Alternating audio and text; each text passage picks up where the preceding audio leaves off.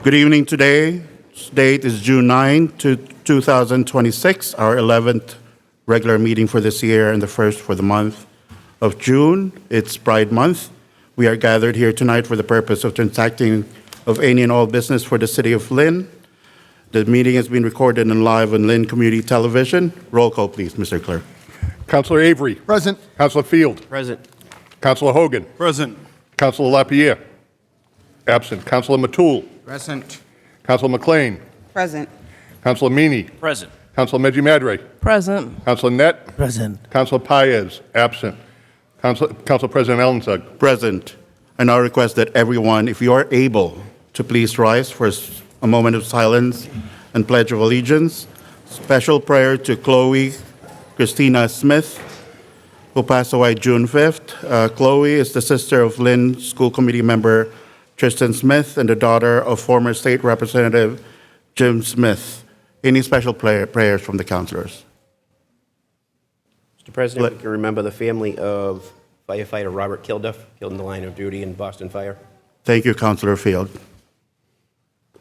Pledge of allegiance to the flag of the United States of America and to the republic for which it stands, One nation. one nation under God, indivisible, with liberty and justice for all. Thank you. I just would like the public to know that we have interpreters tonight. We have interpretation. Bertha is over there. We also have a table. Bertha, please wave. So if you need translation, she's around, her and her team, to do translation. Mr. City Clerk, sorry, do we have citations? First on the agenda are citations. Citations, thank you. All right, I would like to call Sunil Gulab, who is the president of Goldfish Pond Association, Mr. Tony DeMarco, to join me here. I would like to call our mayor, Jared Nicholson, and State Representative Jenny Armini here to join me. I'm kind of emotional to give the citation, so I will let Tony and Sunil do this, because we're honoring a woman who has been serving Goldfish Pond and Ward 3 for years. Every day she cleans the pond with no fanfare, no photos, nothing at all, for years, for decades. And she's a resident of Lynn for decades. But because the situation now, and she could not get her green card, she has to go home to Mexico. So we have to honor her tonight. I would like to call Tony, please.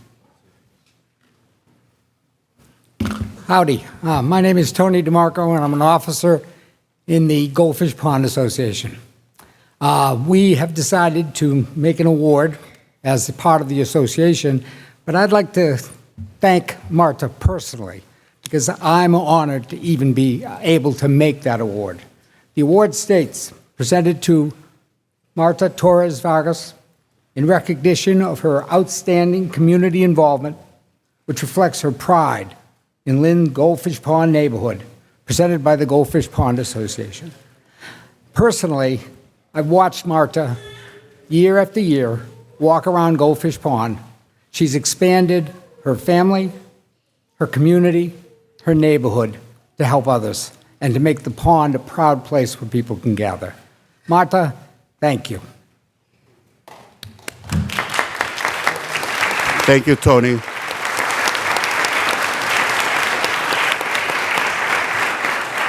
I would like to call our mayor, Jared Nicholson.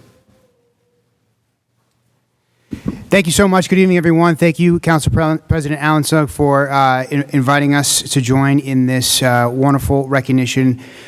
Goldfish Pond is a beautiful place in our community, and we are so fortunate to have it, but it really shines because of the love and care of those residents that make up the Goldfish Pond Association and all those who help them, and we deeply appreciate their service to this community, and so it's a particular honor to be able to join them in recognizing one of their own who so clearly has shared so much of herself with our community as a whole, but particularly this neighborhood, and in so doing brought joy and facilitated fellowship and encouraged all that we love about being here together in the city of Lynn. Thank you and congratulations.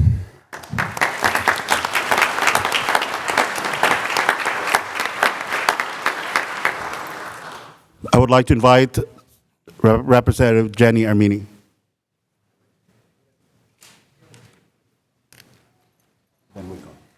Hello, everyone. I'm the state representative for Goldfish Pond, and I'm very, very proud of that. Marta, thank you so much for caring year after year for this treasure. Goldfish Pond is a jewel in Lynn's crown, and it is that way because of you. One of the things that I love so many things about Massachusetts and so many things about Lynn, but one thing is that we are a commonwealth, not just a state, but a commonwealth. And the reason we are is because we know how important it is to take care of each other and to take care of our community. And Marta has done that for us, for Goldfish Pond, for so many years. So I'm proud to be here and to have for Marta citations from the Massachusetts House and the Massachusetts Senate from Senator Brendan Creighton, who wishes he could be here, in celebration and in honor of all the service you have given to the city of Lynn. So just know, wherever you go in this world, you take us with you. And thank you so much.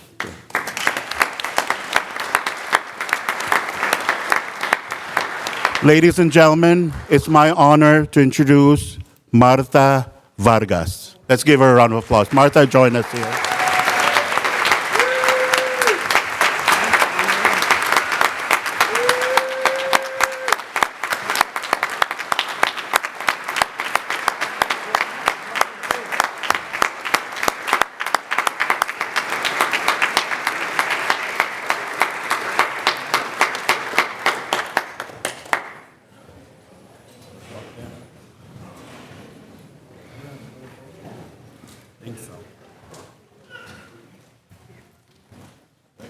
Give that citation. No, okay.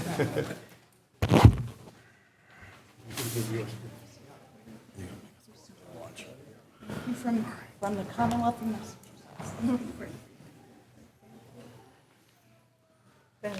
From the mayor. Alcalde.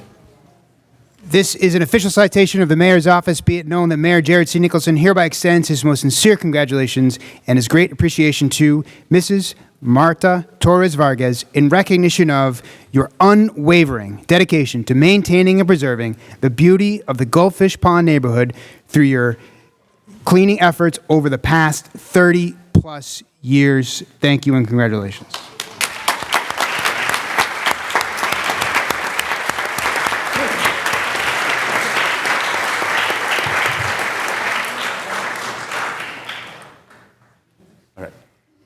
I would like to request the councilors to please join us for a quick photo shoot.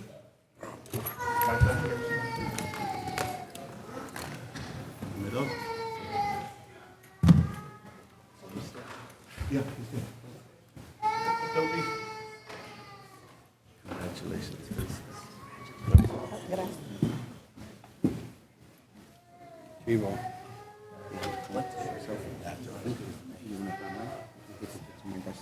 Just grab it.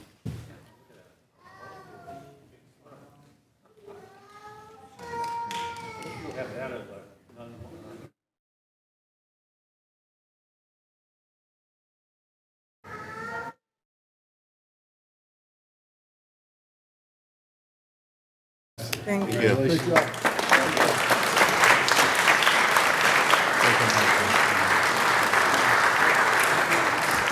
Yeah. State Rep, if you can just stay, just stay. Thank you. For our next citation, I would like to call City Councilor Jordan Avery.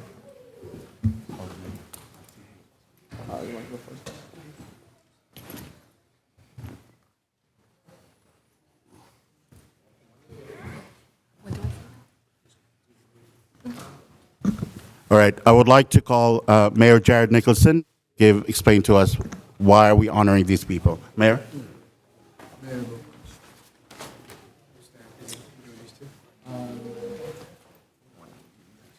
Yes.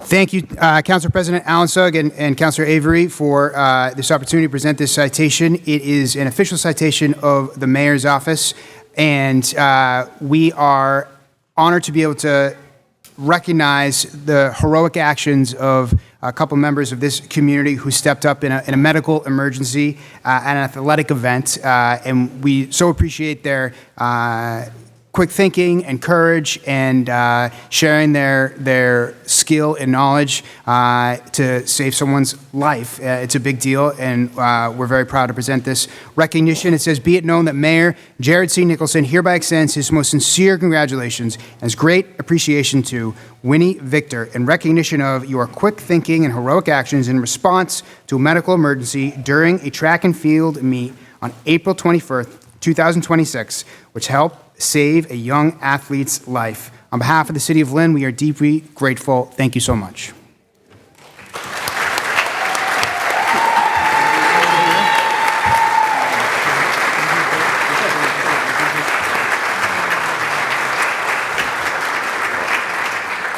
Good evening. I want to echo what our mayor said. As a longtime CPR instructor myself, when seconds count, it really matters, and you guys stepped up and did the job.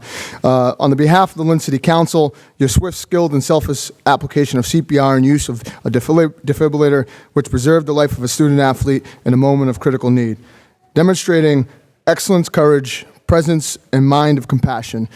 Dated today, June 9th of 2026, on the behalf of the whole entire City Council. That's for Melissa Nolan and Winnie Victor. You can come up to the podium, please. Thank you.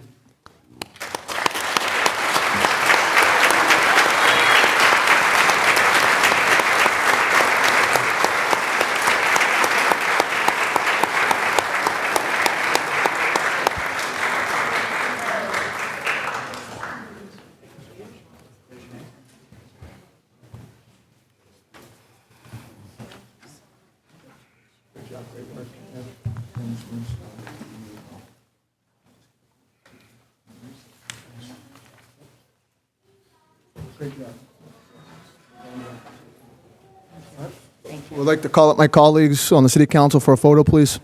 We're not done yet.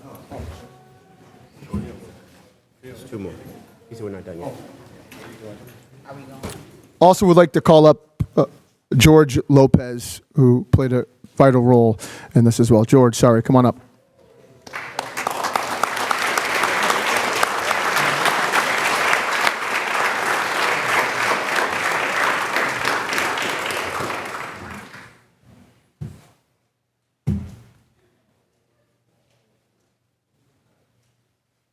Another vital role who couldn't be here tonight due to a passing of his sister was school committee member Tristan Smith, who would be honored at a later date, but he was a part of this as well. Thank you, Tristan.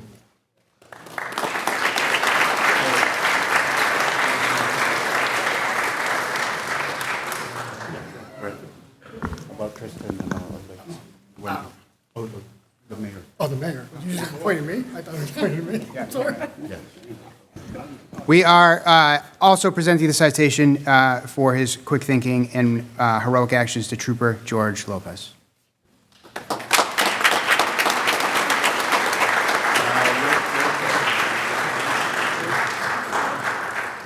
No, George? Okay. I didn't know I'd be speaking. Christian is doing very well. He's almost, I met with him a couple weeks ago for the first time. He's like any other 15-year-old boy. He's a great kid. Just wants to get back on the track and field. That's about it. Thank you.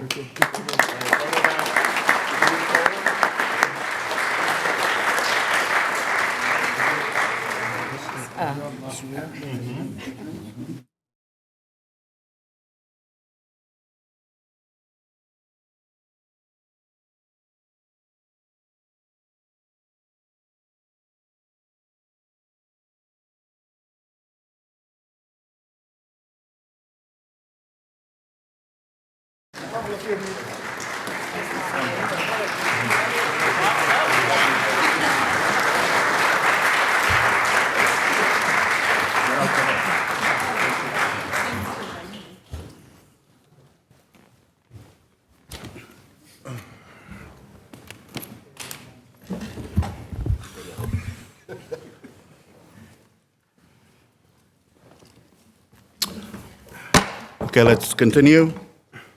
Accept minutes of our May 26, 2026. Motion to accept the minutes for May. Seconded. Motion by Councilor Fields, second by Councilor Avery. All those in favor? Aye. Opposed? The ayes have it. Do we have any communications, Attorney Lamanna? No communications, Mr. President. Do we have any public hearing? We do first petition of Singh Realty Group LLC to construct a multifamily use in a neighborhood business B1 zone parcel of land at 30 to 32B Western Avenue. Okay, is there anybody here who wish to speak in favor? Can you please state your name and your address for the record, please? Good evening, Mr. President and members of the council. My name is Attorney A.J. Capano. Our office is at 101 North Common Street in Lynn, Massachusetts.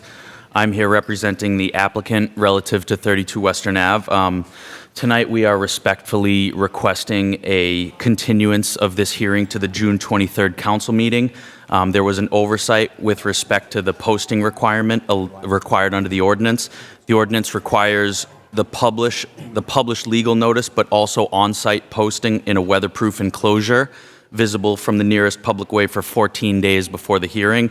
That on-site posting was not made in time for tonight's hearing.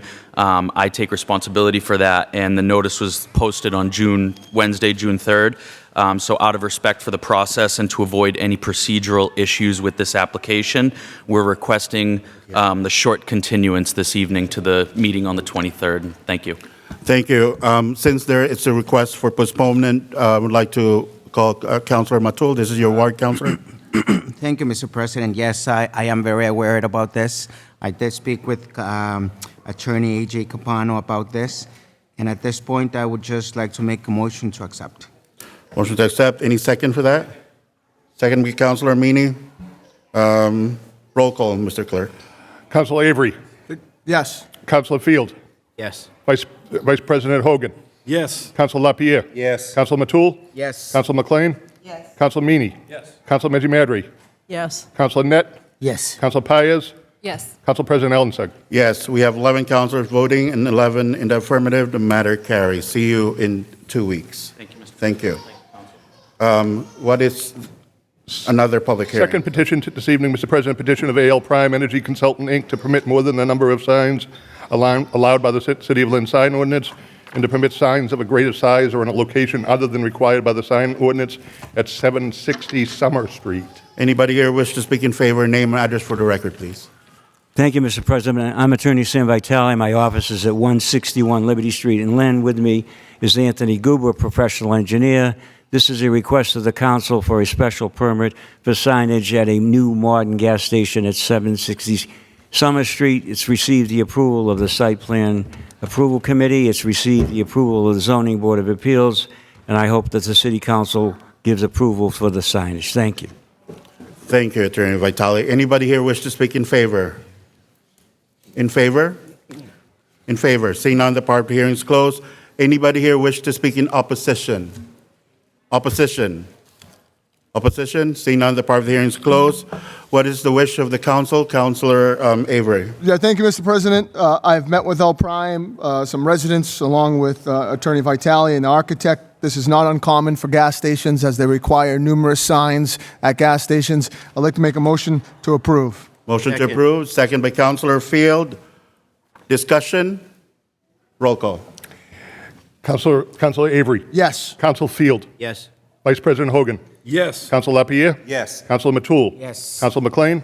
Yes. Councilor Meany. Yes. Councilor Meji-Madry. Yes. Councilor Net. Yes. Councilor Paez. Yes. Council President Ellensog. Yes, with 11 councilors voting and 11 in the affirmative, the matter carries. What is the third public hearing? Third and final public hearing is the proposed City of Lynn fiscal year 2027 budget prepared by His Honor the Mayor, Jared C. Nicholson. Okay, is there anybody here wish to speak in favor? Mayor?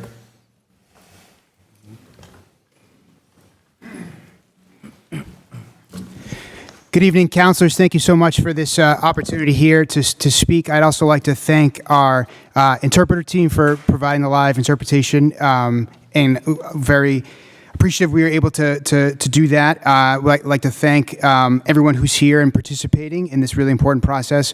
One of the things you hear in these discussions is that a budget is a moral document. And I wholeheartedly agree with that sentiment, and that's why I'm always happy to hear from anyone who has, priorities that we should consider. And I have absolutely heard from many advocates expressing a value of supporting our immigrant community, and that is a value that I share 100%. Our budget must also live within our financial constraints and remain aligned with other values, particularly around the provision of public services.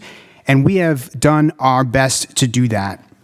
The financial constraints I'm talking about are real. I saw this article in the Boston Globe on Saturday about the challenges that other municipalities are facing fiscally. And to quote it from Saturday's paper, across Massachusetts, communities are confronting what some describe as the most intractable budget shortfall in decades. We have a balanced budget that allows us to avoid layoffs and to continue to advance our priorities. Historically, at this public hearing, I've entered into the record my letter in the budget, so I will do that now and then offer a couple further remarks that have been asked of me to provide some context. So I'm pleased to present this honorable body a balanced budget for the City of Lynn's fiscal year 2027, the amount of $577,017,037. While the pressures on municipal budgets continue, our commitment to fiscal discipline has positioned us well. We are able to maintain services and continue to make important and long-needed upgrades to our public roads, buildings, and equipment. This budget adds no new positions. We are able to maintain services even in the face of rapidly rising healthcare costs because of our consistent new growth and steady local receipts, both of which are otherwise the most variable sources of our revenue. This is the last budget year we have to expend American Rescue Plan Act funds. And thanks to our finance team and the many partners we've worked with on the ARPA projects, we are in a great position to have spent all of our allocation effectively. And that includes the new turf fields at McManus Field, which is, you can see pictured on the cover of the budget.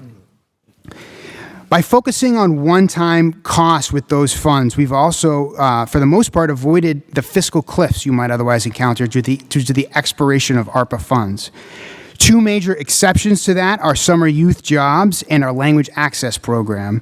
But this year we have supplemented summer youth job funding with opioid settlement funds, creating opportunities to hire an additional 100 students while also providing them education on substance use prevention, as well as $100,000 that came in remaining ARPA funds.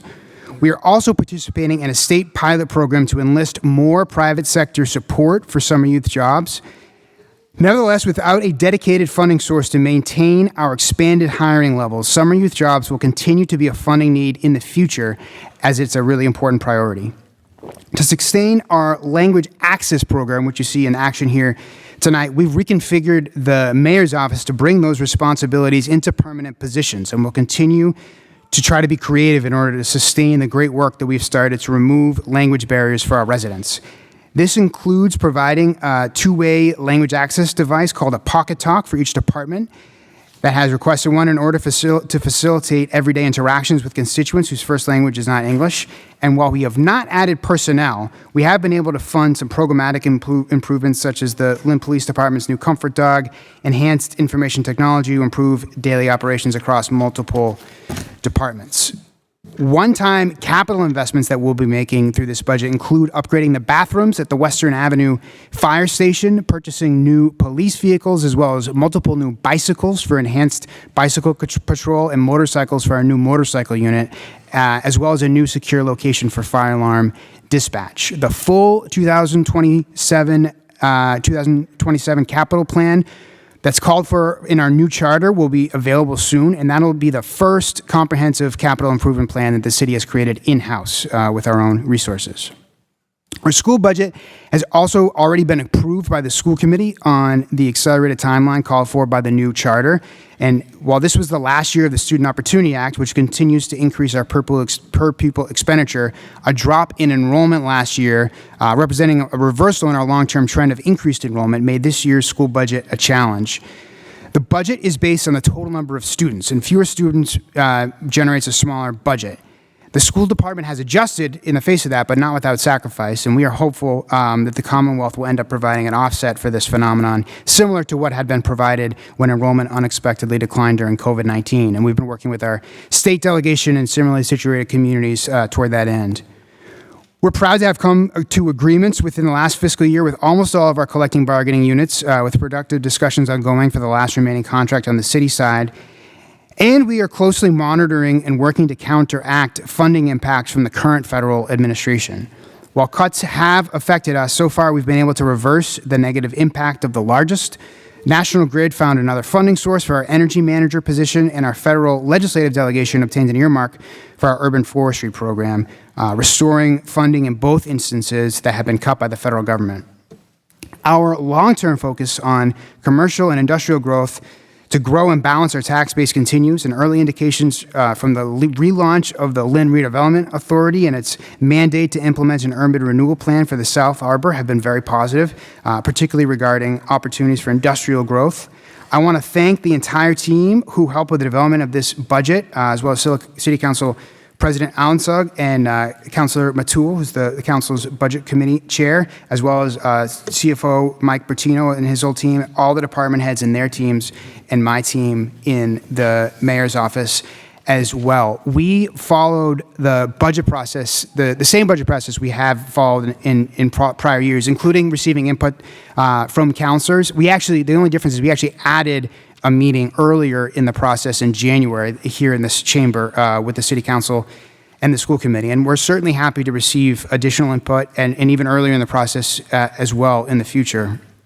As we were going to print the budget in May, we received a proposal from a group of advocates, many of which I work with in other contexts, and many of which are here this evening. Unfortunately, there isn't capacity for additional programming in the fiscal year 2027 budget. In moments where we have had capacity, we have worked to seek extensive community input like we did on the ARPA funds. And the other thing I would say about that is some of what was proposed had I think, more to do with feedback about existing programs. And we are certainly appreciative of the input and the feedback and are happy to work together to make those improvements. The other thing that I think is worth noting is that in the areas that the advocates had made recommendations, there's actually a lot that we're doing or plan to do. A key area had been the immigration support. A couple months ago, we launched the Lynn Relief Fund for individuals, and we also have had extensive discussions around immigration legal aid.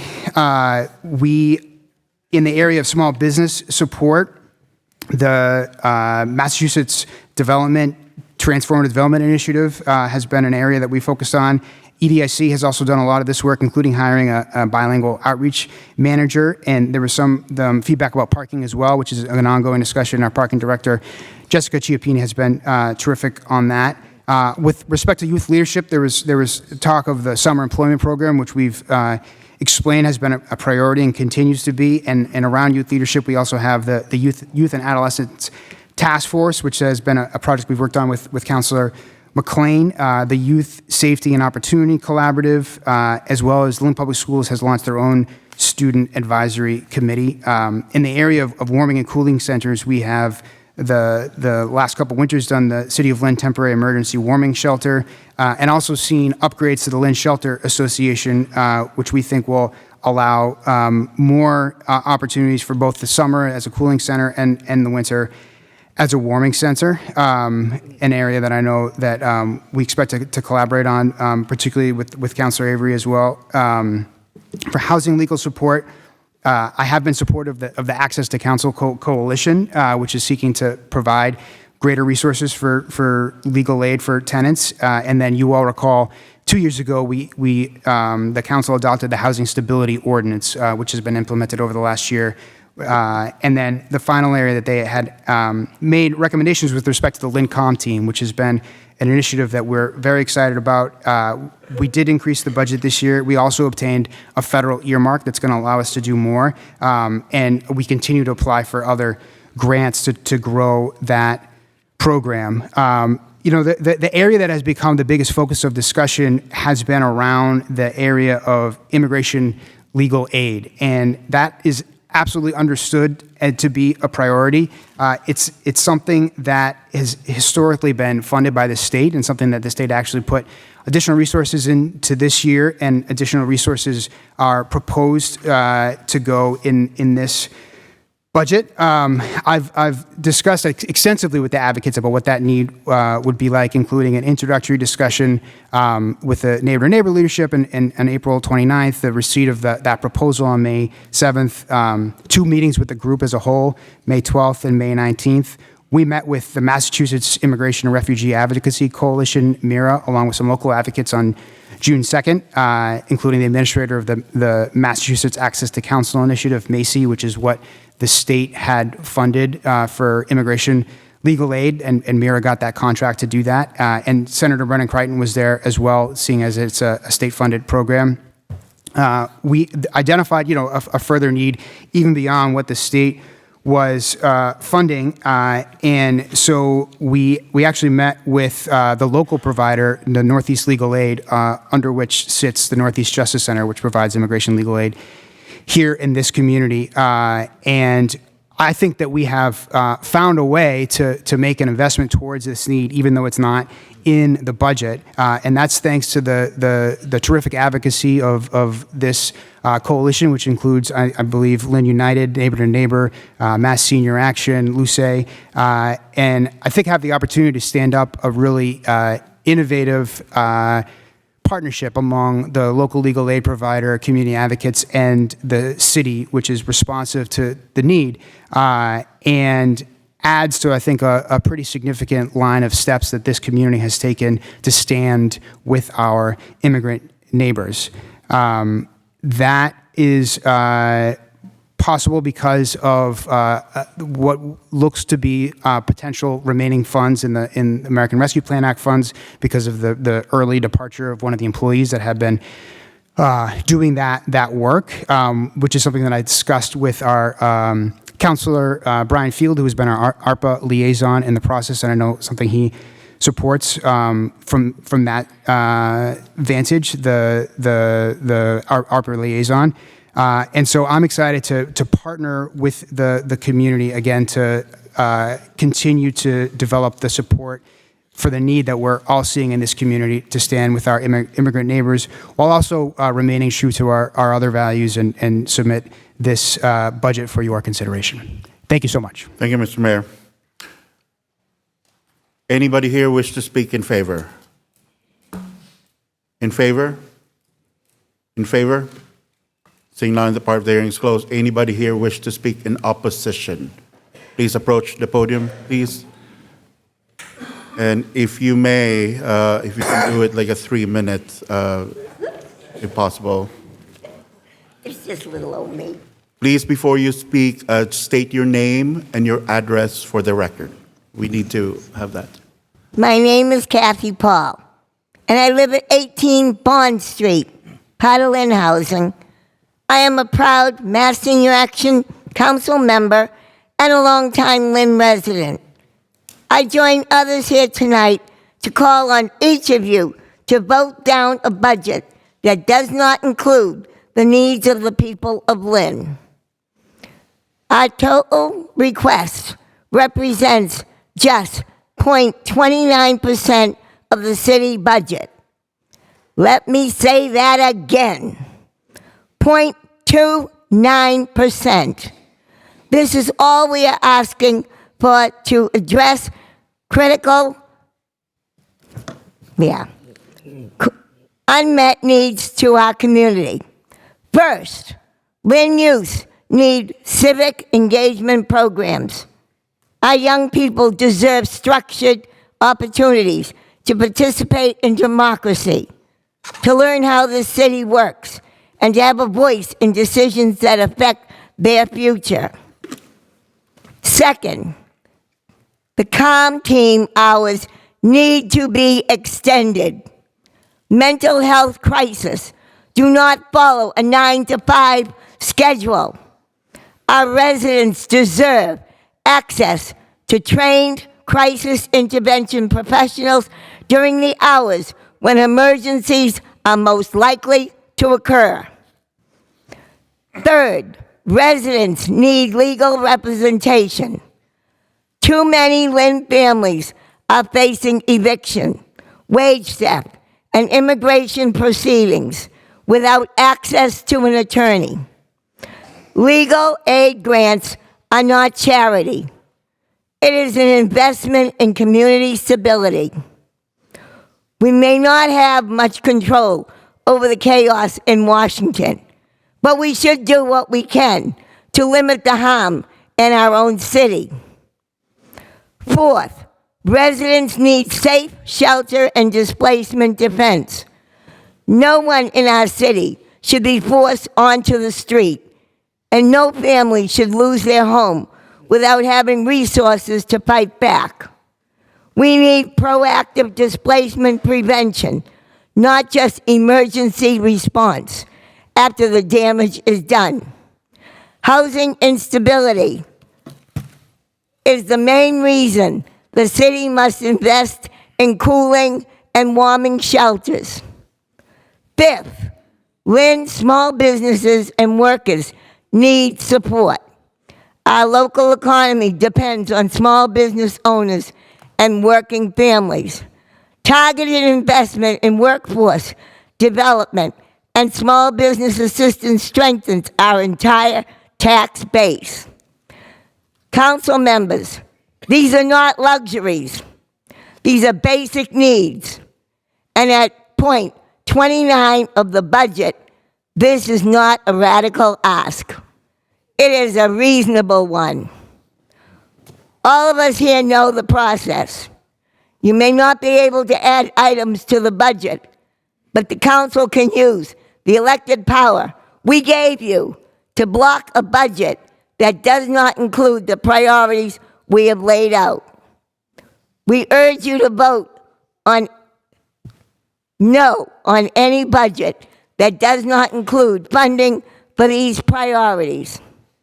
The people, voters of Lynn, are watching, and we will remember. Thank you very much. Thank you, Kathy.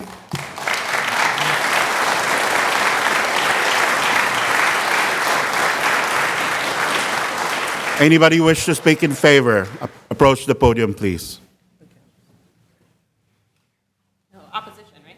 Opposition. These are all opposition. Hello, everybody. My name is Mariana Rodriguez, and I live at 33 Burrell Avenue. I'm very nervous. Sorry about this, but I bought that house almost 2 years ago, and I am a very happy and proud Lynn citizen, resident.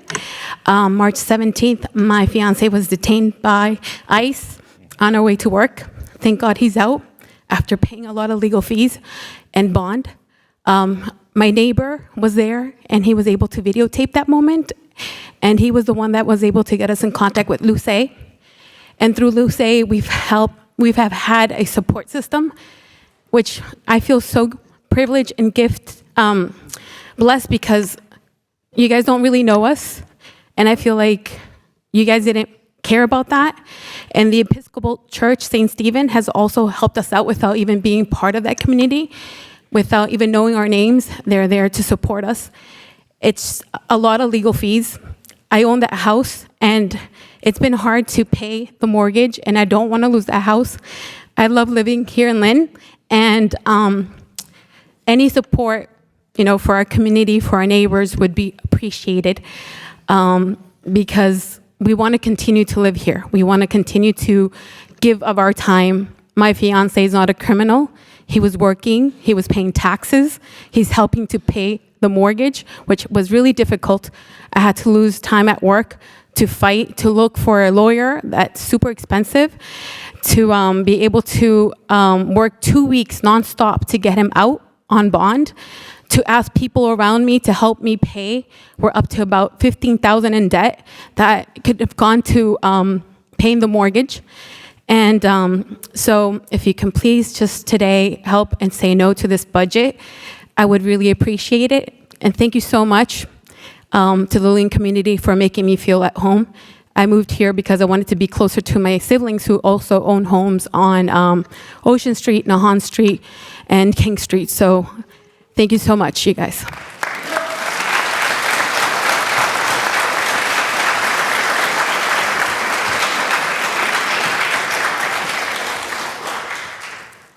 My name is Emily Dobell. I live at 27 Harris Road in Ward 1. Given the absenteeism of our counselor during recent votes, it felt important for someone from Ward 1 to speak as the budget process unfolds. I'm a proud LPS parent, a proud KIP administrator, and have every intention of being a lifelong Lynn resident. I love living in Lynn. While I don't for a moment intend to argue that Ward 1 fully reflects the beautiful diversity of all of Lynn just yet, our slice on Harris Road is on its way, and it's one of the reasons that I most love raising my children there. When she didn't get accepted into KIP's lottery, my daughter became a proud shoemaker shark, and we feel incredibly fortunate for the community she has found there and the intentionality with which the school lifts, explores, and celebrates the multiple identity markers increasingly represented in her student body. Many of the neighbors for whom I am so grateful, as well as the students, staff, and families I am privileged to partner with in my work at KIP, are immigrants. And it's not news to you that they are under constant attack. While the origin of those attacks may be the hellscape of Washington, D.C., the attacks are being carried out right here in our precious city, in the garage of our courthouse, in private homes while children look on, in places of employment. They're happening right here in Lynn on our watch and on your watch. I am not naive to the fact that no one in this room can entirely stop the abductions, the detainments of our neighbors by federal law enforcement agents. What we can do is materially support them in the absolute worst moments of their lives. Undeserved moments of family separation, loss of wages, fear for basic safety, and a complicated legal system that is nearly impossible to navigate without an attorney. An attorney that many, if not most, of our neighbors are unable to afford, particularly once their family member has been unexpectedly detained. I am asking City Council to hold Mayor Nicholson accountable to putting our money where his mouth is. Mayor Nicholson's cover letter for the FY27 budget includes comment on increased language access at City Hall, a clear attempt to support immigrants. It acknowledges the drop in enrollment at LPS, a reversal of a years-long increase, due in part to ICE's increased antagonism of our Lynn students and families.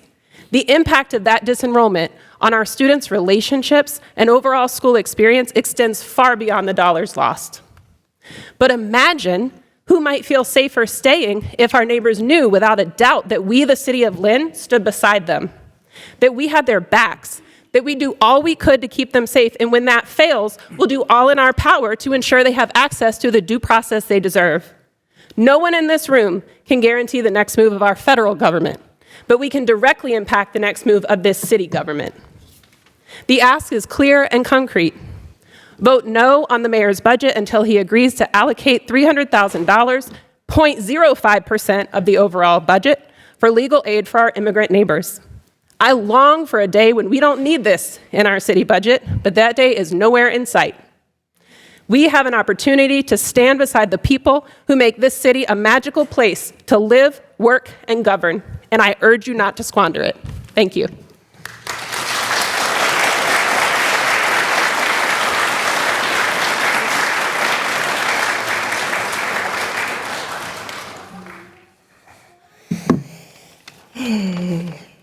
Shauna Blaney, 18 Lewis Place, Ward 3. Neighbors, everybody. Awesome. I'm really happy to see everybody here today. Thank you for allowing me to be heard, and I'm really lucky to have the opportunity to be here. I'm lucky because when my family arrived here from across the ocean in 1638, they were able to stay and just make this place their home. They literally just stepped off the boat, looked around, and they were like, this is good. This is good. This place is home. And for nearly 400 years, me and thousands of those descendants have been able to continue unmolested and unquestioningly to live in Lynn and call it home. How many of you came to Lynn to find a home and found one? How many of your ancestors came and found their home? And aren't we lucky that we get to stay? I'm lucky and I'm heartbroken. And I'm heartbroken because there are people who continue to come to Lynn in search of home, and they're being told, no, not you. You can't stay. In fact, people who've never been to Lynn to find their home possibly have never come here for any other reason than to tell those community members that they have to leave. That if they don't leave, they'll be taken. And they have been taken. And they're taken by strangers who don't call the city home and don't care about our community, they don't care about our history, and most of the time, they actually don't care about the legal status either. And when our members are taken, the lucky ones that we can connect to legal resources get to come back home. Obviously, I couldn't write this in because I didn't know who was going to be given citations today. But what perfect examples of the potential losses. Who knows who's going to be the next Marta? Who knows who's going to be the next Winnie? And we can't find out if we lose them. So understanding that people being connected to legal resources is the difference tells me two things. First and foremost, most of those people probably shouldn't have been taken in the first place, right? If it's that easy to get them back home, just someone who understands the law. And two, that is the difference. That legal resource is the difference. When I learned that we were asking for $300,000, ooh, I was taken aback, $300,000. But I looked over the whole budget, and I did the math and the percentages.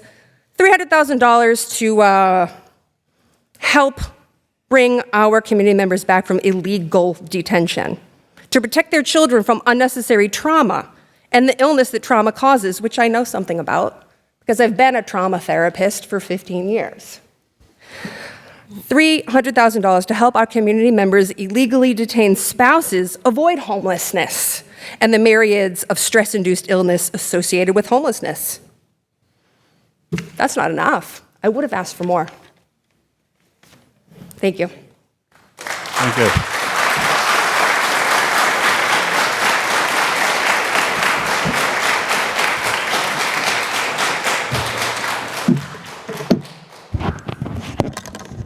Good evening, everyone. My name is Sally de la Cruz. I am a community organizer at Lynn United for Change. Address, please. I am not going to repeat what everybody knows already about the terror our immigrant community is living through due to the unjust and scourge perpetrated by ICE and Trump's administration policies. But I do want to speak about something we saw firsthand with one of the many families that come to Lynn United for Change looking for help. The father in this family was suddenly arrested by ICE. Before we could get legal help for him, he was sent to detention in Texas. The conditions there were horrible. He was described that there was psychological torture. Eventually, there did not seem to be hope of being released anytime soon. He could not hold on. He was deported and separated from his family. So when thinking about this budget, consider about the horrible and extraordinary moment that we are living right now. And consider the damage that tears our families apart. Consider the aftermath of adoption and deportation of the father I mentioned. He was the family's sole provider. And consider the trauma inflicted upon children whose parents have been deported. Consider the mother of the story I just mentioned. She was left to defend for herself with 3 daughters, aged 5, 7, and 13, unemployed, facing $2,000 in rent, and without the means to cover even the very essentials for the family that now has zero income, all because the family's only breadwinner was deported. Of course, it is easy to watch the news from our table full of food and comfort in our living rooms and saying, oh my God, what a terrible things these people are doing. It is, but actually, getting up and taking action to try to alleviate the suffering of these children and mothers who are left with no choice but to sink in poverty and misery is something that we all should think about it. We must step out our comfort zones and start acting with everything we have to protect our community. Right now, the priority is doing everything we possibly can to keep our immigrants, neighbors, and families safe and to keep our community whole. Let's all work together to make some small adjustment to this budget to help defend against unjust deportations. A small addition of funds can make a huge impact in our families right now in Lynn. With the kind of help we are hoping to see in the budget, the kids I described earlier might still have their father at home. It would make a huge difference. Thank you. Thank you. I just, hold on, John, hold on a second. I know some of you are not comfortable giving your address, and that's okay. We totally understand. But we're also required to get address for public hearings. So Terry will go get your, if you're not comfortable saying it, don't say it, okay? But we need to get it by Terry after you speak. Next speaker, please. Thank you, Mr. President. I'm John Michael Fana of 32 Merrill Ave, one of the best streets in Lynn, I must say. I'm here to support the people's budget. And many people have made really great moral arguments. I'll make a little bit more of a structural one. I want to first acknowledge that negotiations have occurred, and that's a great thing and a positive step, but have not yielded the fruits we're looking for. What I've noticed is the people's budget aligns almost beat for beat with the existing Lynn City document, Vision Lynn, a document which was developed over many years with lots of input from people of the city of Lynn. Some of these are almost named directly in the plan, while others translate the plan's broader goals into specific points. And it doesn't surprise me because both of these processes occurred with a broad base of popular support that came from the same place. The council does not have creative power on the budget, cannot create, but public support is one of the few tools that we can give you to exercise the independence of the council. And with that, I want to call on this council to vote down this budget until such a time as these priorities are included. I appreciate your time and thank you for the opportunity. Thank you.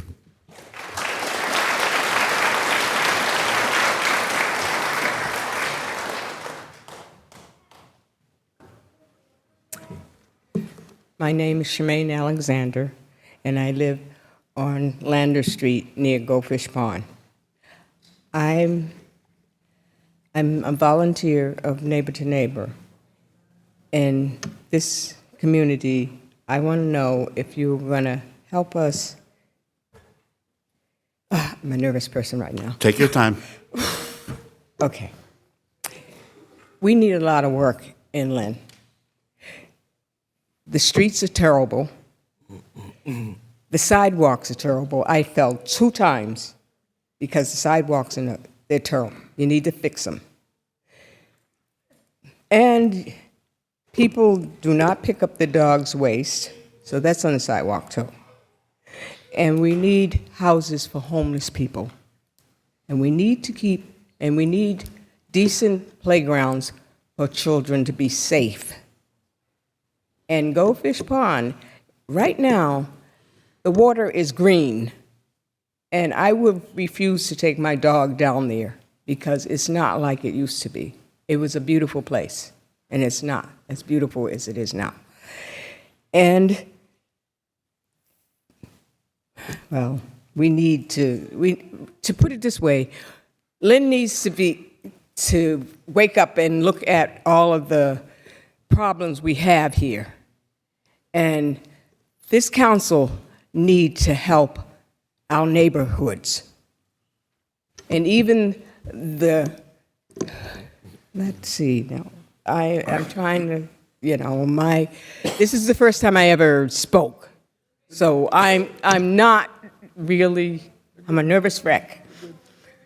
So This is not the person I know. So take your time. I know, you know me. You talk a lot, but take your time. This is a nervous, Yep. I'm not used to doing this. But I've been here in Lynn. I came from Boston, and I moved to Lynn like 13 or 12 years ago. And when I came here, Lynn was a beautiful place. I said, yeah, I'm going to come live here. I used to come over here when Lynn had movies and Lynn had different stores on Union Street. Now everything is all changed. It's gone downhill. No one seems like they care about Lynn anymore. And I'm talking to all of you that's sitting here. You need to get up and help the neighborhood, because half of the neighborhoods are not this, the people are homeless. And then you got people hanging on corners. They never had that. But right now, you need to help Lynn. And the budget? The budget. Do we have enough to take care of our city? I'm talking to you. Just point here. Okay. Thank you. Well, I'm talking to you. Yeah. The budget, we need to help our city, not just say, well, we're going to do this, we're going to do this. You're digging up stuff that, especially over in the marketplace, it looks like a disaster area. What are we building? Why are we building all these high rises? People need their homes. You're taking their homes from them. The rent's going up. Everything is just falling apart in Lynn. And I hate to say it, but we need Lynn working for the people. And that's all I can say. Thank you. I can't say any more.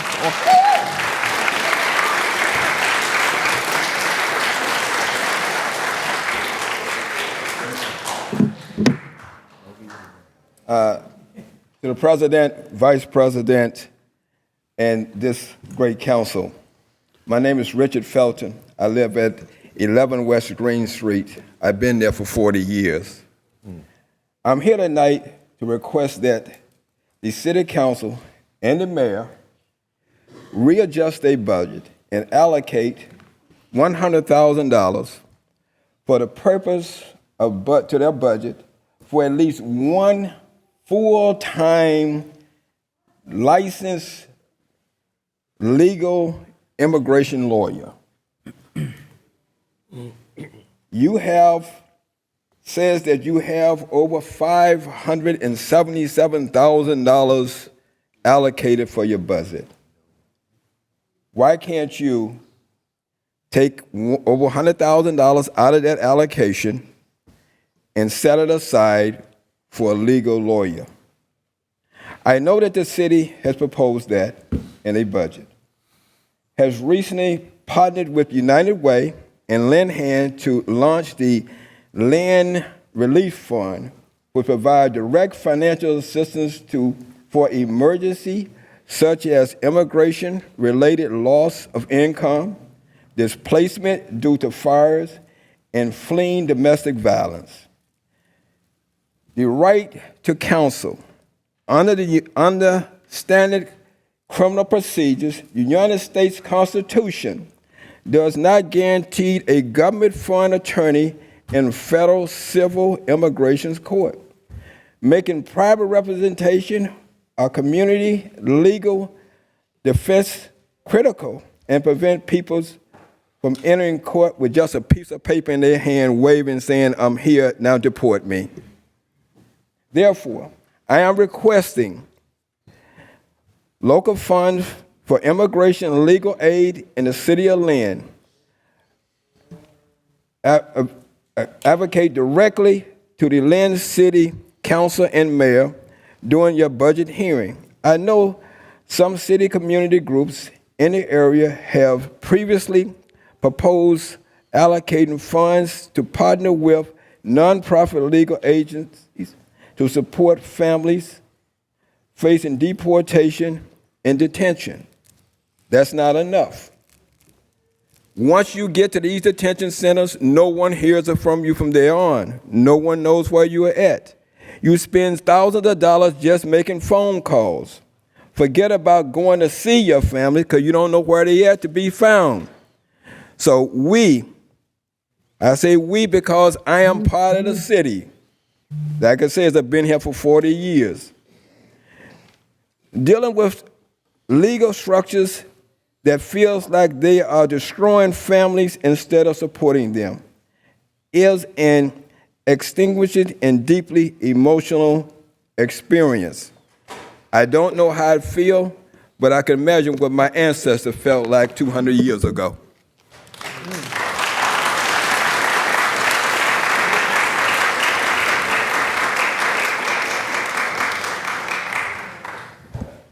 Good evening. My name is Laboni Shimo, and I live at 50 Timpson Street in Ward 3. I'm here tonight to share my thoughts about the Lynn's proposed budget for the upcoming year and to express my support for the Lynn People's Budget, which is meant to represent working-class people and immigrants in decisions that impact our community and our city. As a Lynn resident, I believe the People's Budget is important because the people who are most affected by city decisions deserve a voice in shaping them. Our community is made up of people from different backgrounds and experiences. When residents are included in conversations about public funds, it promotes transparency, strengthens trust, and reminds us that building a better city is a shared responsibility. More than anything, the People's Budget sends a message that every resident matters, every perspective has value, and that together we can create a Lynn that reflects the needs and dreams of the entire community, not just for today, but for generations to follow. I also want to support and advocate for the Civic Leadership Internship Program that would be a year-round, part-time paid internship designed for Lynn high schoolers to work with city councilors. As a young person living in Lynn, I recognize many youth have big dreams and a desire to give back to their community and the world, yet we lack access to meaningful involvement as well as future political and civic leadership. Many youth don't have the opportunity to build professional connection and networks. Meanwhile, our city councilors are tasked with extensive responsibilities as part-time employees of the city, while many are working full-time and don't have staff support. Most importantly, this is about giving the youth of our city an opportunity, a chance to gain real-world experience in civic leadership, build professional skills, and see firsthand how local government functions and creates change. So, as a youth of the city, I encourage you to invest in us. Lastly, I want to speak about the lack of affordable and trustworthy attorneys. With increasing attacks from the federal immigration enforcement in the city, we have seen our people being taken away from streets, from courts, from workplaces, without due process, or having their court dates rescheduled to much earlier, making it hard for people to defend their cases. We need the city providing funds so the Northeast Justice Center can expand their capacity to defend Lynn residents. I urge the City Council to protect our people and vote no on any budget that doesn't fully meet our needs. Thank you. Thank you.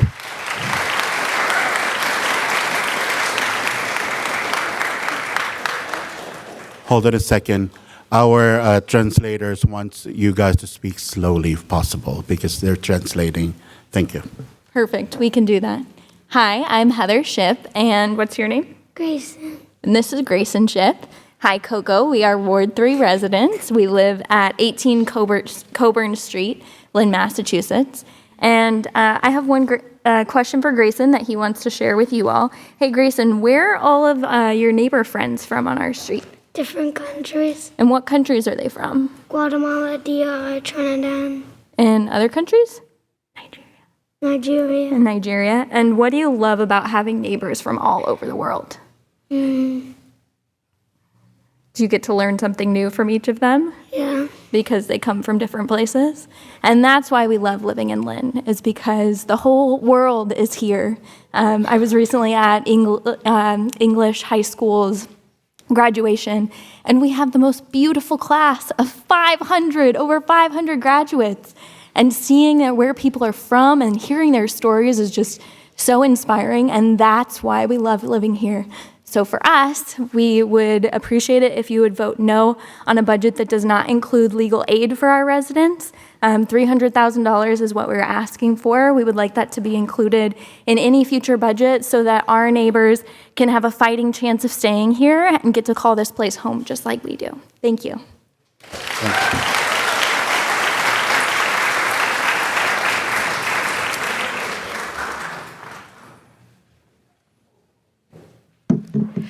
Good evening, council members, Mr. Mayor, other members of our community. My name is Daniela Cruz. I am a resident of 6 Lincoln Street in Ward 2, and I am standing in front of you as one of many concerned residents pleading for a reassessment of our yearly budget. We ask that you vote against the current proposal and instead support the people's budget. Like all of the speakers you've heard from today, a lot of us are facing our nerves being in front of you. We are all here motivated by a single cause, which is the love that we feel for our city, the love that we feel for Lynn. I love Lynn because it opened its arms to my parents when they needed it most. They immigrated from Guatemala, and being here has provided me, alongside a lot of immigrant children in the city, opportunities that we wouldn't have had otherwise. When I walk down the streets of Lynn, I feel gratitude for all the opportunities this city has provided my family and my community. But I am also worried, and a lot of us are worried as well. How can we not be when our neighbors are being ripped from their homes and when our parents are afraid of sending their children to school? Our immigrant residents need support. Legal representation shouldn't be a luxury, it should be a right. The addition of funding for immigration legal assistance isn't a direct response to ICE attacks, but it is a needed resource. It gives the opportunity of self-advocacy to members of our city who are afraid. It allows Lynn to continue to act as a safe haven for immigrants.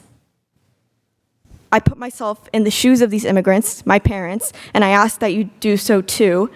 And I can't imagine the frustration they must be feeling and the fear at the threat of deportation and facing that alone without legal representation. I wonder how debilitating it must be to face this threat and not have the ability to express your distaste. As a Guatemalan American in Lynn, I know I carry the responsibility of speaking up for all Guatemalans, all Central Americans, all immigrants in Lynn. What a disservice it would be for the sacrifice my parents made to allow my community to suffer without at least attempting to make a change. Today, I have acted on my civic duty alongside all the people that you see here today, and I ask that you, our city council members, vote against this proposal. It is dire that you do so. Rework the funding, rework the budget to include funding for our immigrant legal assistance alongside the other necessary programs we are asking for. Thank you, and have a great night. Thank you.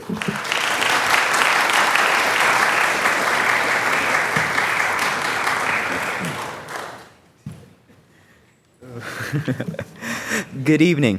My name is Derek Coronado. I live in 11 Shepherd Street, and I'm in Ward 6. Take your time. That's okay. I'm clearly nervous. Go closer to the mic. Take Oh, your time. sorry. I'm here today to share my thoughts about the Lynn proposed budget and for the upcoming year, and to express my support for the Lynn people budget and for the representation of the working class and the immigrant communities in these decisions that impact our city and community. The decisions made on the budgets impact the people living in Lynn. What happens within this community deserves to be influenced by the people within it. Our voices matter in these choices, and as a community, we need to hear each other to the best make our decisions within Lynn. Our priorities should be one chosen by us, one that hears the voices of the people of Lynn. Now, I want to speak about a priority that the city should invest in: immigration support. In recent times, many families in the Lynn community have been targeted by the current federal administration. Despite resources being provided by the state, they aren't enough to deal with the current crisis. People continue to get taken from ICE every day. Families are getting torn apart and continue to struggle to get the legal help they need. We want to get the legal help they need. We want to protect our friends and families. However, we are in a system that prevents us from getting the legal support we need. Many of us are placed in situations where we need to live paycheck by paycheck, where we are too financially strained to afford the cost of bringing our friends and families back. We shouldn't be breaking our backs to protect our loved ones. And so me and the City of Lynn are asking for your support by securing enough funding so Northeast Justice can hire a dedicated lawyer to help with the case of Lynn residents detained by ICE. One last thing I'd like to mention, the importance of youth leadership. The youth is our future. We see many things that many don't. We adapt to the changing environments, and we want to make a change in our future. Many of us want to be that change. Many of us want to improve the current situation of not only this city, but also this country. This passion is what pushes me forward to make this speech, and I believe that this city should invest in our future as leaders. I ask that you vote no on any budget that does not sufficiently meet our needs of this community. Thank you, and have a good evening. Thank you.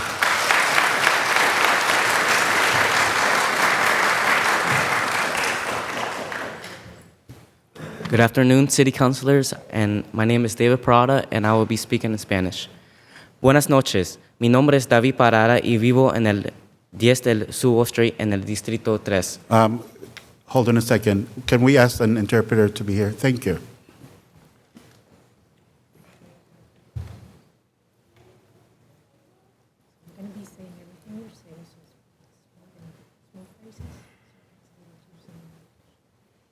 Estoy aquí esta noche para compartir mis opiniones sobre el presupuesto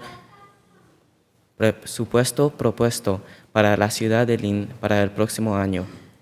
I am here tonight to share my opinions about the budget proposed for the city of Lynn for next year. Y para expresar mi apoyo al presupuesto popular de Lynn. And to express my support for the proposed budget for Lynn. Lynn es una ciudad de más de 100,000 habitantes y somos nosotros quienes sentiremos los efectos de esta propuesta. So Lynn is a city of more than 10,000 people, and it is us who are going to be feeling the effects of this budget. Toda la comunidad debería tener influencia en el presupuesto porque una ciudad no es una ciudad sin su gente. All the community should have influence in this budget because a city is not a city without its people. La manera en que gastamos nuestro dinero refleja los valores de nuestra comunidad. The way we spend our money reflects the values that the community has. Quiero hablar específicamente sobre la necesidad de que la ciudad invierte en centros de calefacción y enfriamiento. I want to talk specifically about the need for the city to invest money in centers for warming centers and cooling centers. Estos centros brindan refugio a personas de bajos ingresos, jóvenes y adultos mayores. These centers offer a refuge to people with low income, young people, and older people. Durante el invierno, quienes no tienen los recursos económicos para permanecer en un ambiente cálido como la YMCA u otros centros de calefacción. During the winter, people who do not have the resources, the economic resources to stay in a warm place, such as the YMCA or other centers, quedan expuestos a temperaturas extremadamente frías, lo que puede provocar congelación y otros problemas de salud. They are exposed to low temperature, very, very cold temperatures that can provoke freezing and other problems of health. En el verano, muchos de nuestros vecinos y jóvenes permanecen bajo el intenso calor, sin acceso a fuentes de agua potable y sin lugares donde refrescarse. In the summer, many of our neighbors and young people of low income feel the intense heat, and access to water, drinkable water, and don't have a place to refresh, which heightens the risk of suffering a heat stroke. Lo que aumenta el riesgo de sufrir golpes de calor y deshidratación. Sin estos centros fundamentales, la salud de nuestra ciudad está en riesgo. Without these centers, the health of our city is at risk. En segundo lugar, quiero hablar sobre por qué necesitamos invertir en la seguridad impulsada por la comunidad. Secondly, I would like to talk about why we need security pushed by our community. Las alternativas a las fuerzas del orden ayudan a reducir la intensidad y gravedad de las situaciones. Muchos inmigrantes tienen miedo de llamar a la policía porque temen ser arrestados debido a su estatus migratorio. The alternatives to the police force, the alternative to police force help to reduce the intensity and the gravity of situations. Many immigrants have fear to call the police because they fear to be arrested. O ser entregados a ICE por la policía o los tribunales y ser separados de sus familias. Personalmente, tengo familiares que no han llamado al 911 cuando lo necesitaban debido a estos temores. Yeah, they fear to be handed to ICE by the police or by the law and be separated from their families. Personally, I have family that has not called 911 when they have needed because of these fears. Destinar más fondos al equipo COM ayudaría a generar confianza dentro de nuestras comunidades inmigrantes. Necesitamos invertir en la protección de nuestra gente sin el riesgo de que sufran algo de daño. To destine more funds to the COM team would help generate trust within our community of immigrants. We need to invest in the protection of our people without the risk that they suffer any harm. Le pido al Consejo Municipal que vote en contra de aprobar el presupuesto propuesto de la ciudad hasta que refleje las prioridades de la diversa comunidad inmigrante y trabajadora de Lynn, además de las soluciones a largo plazo. I ask the council to vote against approving this budget from the city until the priorities are reflected of the diversity in the community, the immigrant community and working community of Lynn. Thank you. Thank you.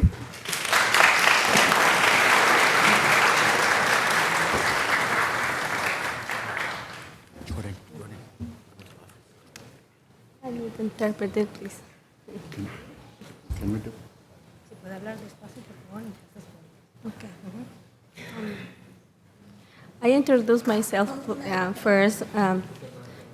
My name is Sylvia Hernandez. Thank you for coming here today. Concejales, thank you. Mi historia es muy grande. Sé que no voy a tener todo el tiempo para contarlo. My story is a big one. I know that I'm not going to have the time to retell it, all of it. Pero lo voy a asimilarlo lo más corto.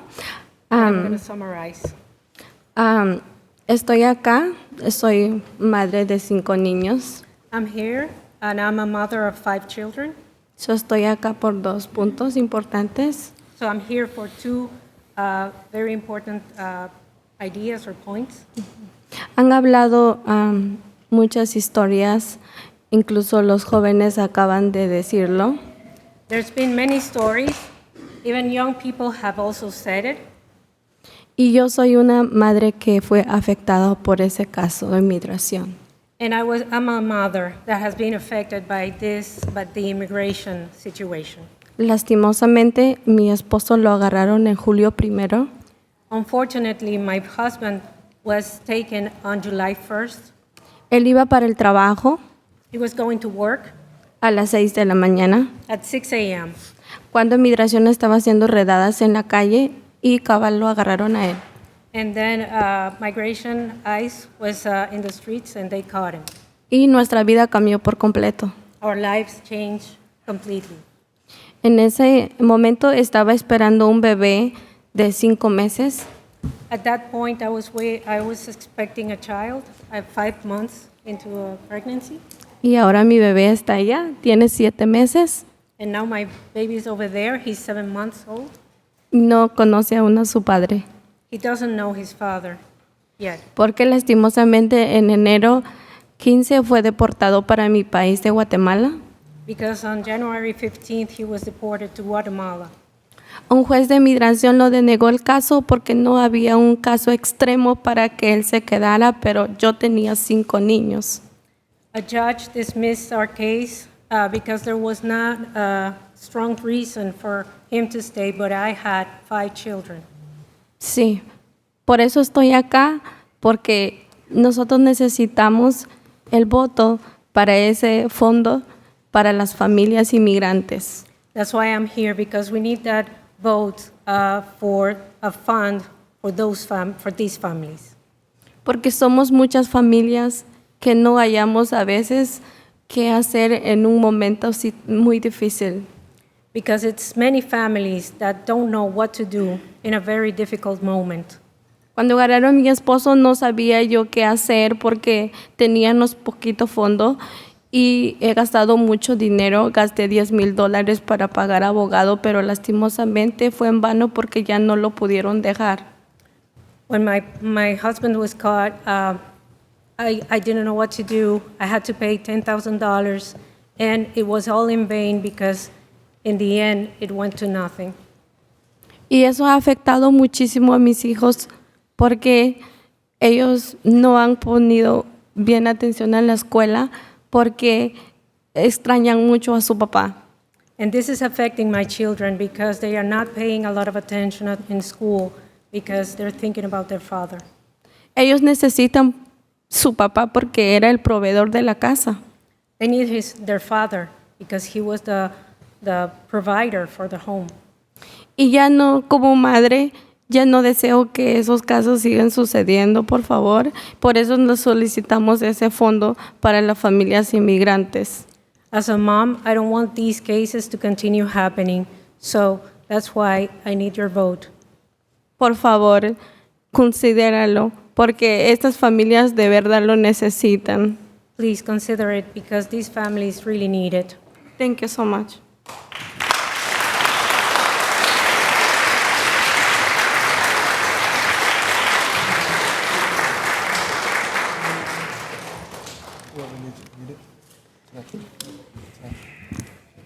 Good evening. My name is Antonina, and I live at 68 Collins Street in Ward 2. I am here to share my thoughts about Lynn's proposed budget for the upcoming year, to express my support in the Lynn's People's budget, and for representation of the working class people and immigrants in decisions that impact our city and communities. It's important to speak on the city budget and what we should prioritize, as it's our responsibility to collaborate and comment on what's best for our neighbors and selves as residents of Lynn and as the ones who are subjected to these decisions. I want to speak about the need for the city to invest in 2 notable things. First, we need to provide more funding for the city of Lynn so the Northeast Justice can hire more lawyers focused solely on Lynn residents who have been detained. Our immigrant community members are under attack by ICE agents who are coming into our city with no due process given. Our citizens are taking off the streets from courts, workplaces, and neighborhoods because of their suspected immigration status and for the color of their skin. I am just as likely as anyone else in my community to be taken away, and personally, my mom cannot afford a lawyer and to pay tens of thousands of dollars for that fund. My situation is not a rarity. Many families in Lynn are in need of legal support and either cannot afford it or do not know where to turn. The existing legal resources in Lynn and from the state level are not enough to deal with the scale of the ICE crisis in Lynn. To conclude, for this section, I ask for the council to vote no on the city budget if it does not include more of this funding. Another need that I find important to include in the budget is establishing reliable, consistent, and well-sourced warming and cooling centers within the significant capacity of Lynn. We need safe places to go during severe weather that meet people where they're at and are family-friendly. The Lynn shelter is not a solution for everyone. Growing up subjected to homelessness, I feel for that part of the Lynn community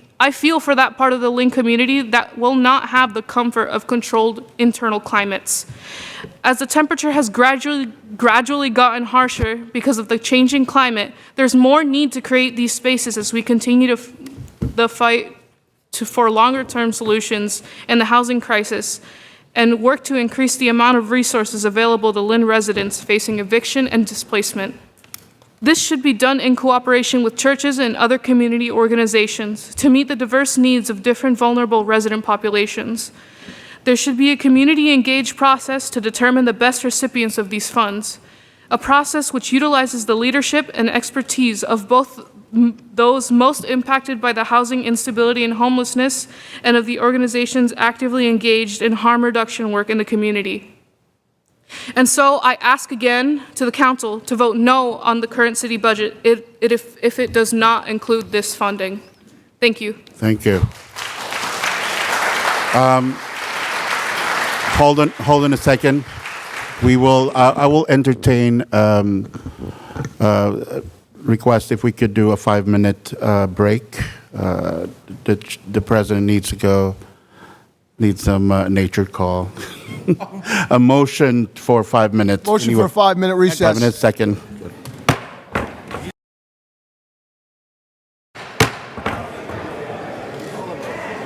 All right, take your seat. We will continue our public hearing. Is there anybody here who wish to speak in opposition? Quiet, please. Thank you. Name, address for the record, please. My name is Janpich Niro, 72 Johnson Street. Oh, wow, this is... Good evening, council. I am I've been born and raised in Lynn. My parents were Cambodian refugees who survived the genocide and came to Lynn to make their home. My father was undocumented for many years. So was my mom, due to a loop in the legal system where refugees were not told their legal status in America at one point. And many of those times, children who came here really young, who didn't know their legal status, end up in the system, and then they get deported. I am here today to support the people's budget, and I agree with everyone who has spoken before me. But I will wish to offer another perspective. In 2020 was the first election that I qualified to vote in. After that time, after the election in 2016, I and so many around the country recognized that we wanted change and we wanted a government that reflected our needs, our focuses, and our hopes. And now we're here in 2026 underneath another Trump administration where he is waging genocide on our shores and on our neighborhoods.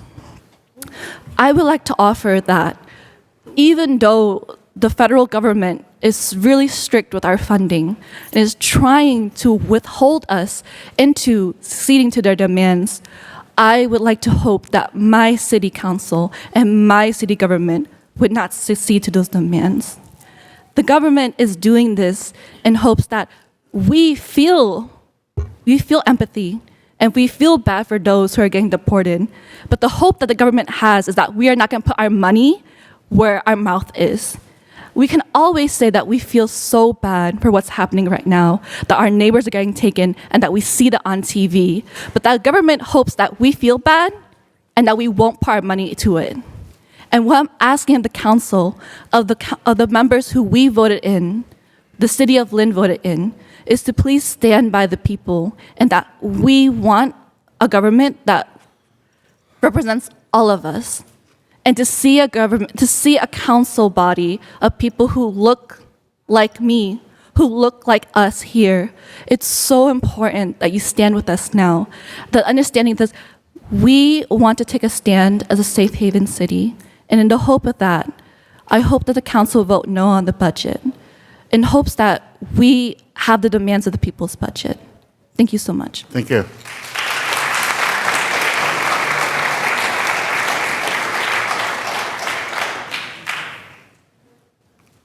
Hi, my name is Edward Grumeritz. I live at 32 Deer Cove Street.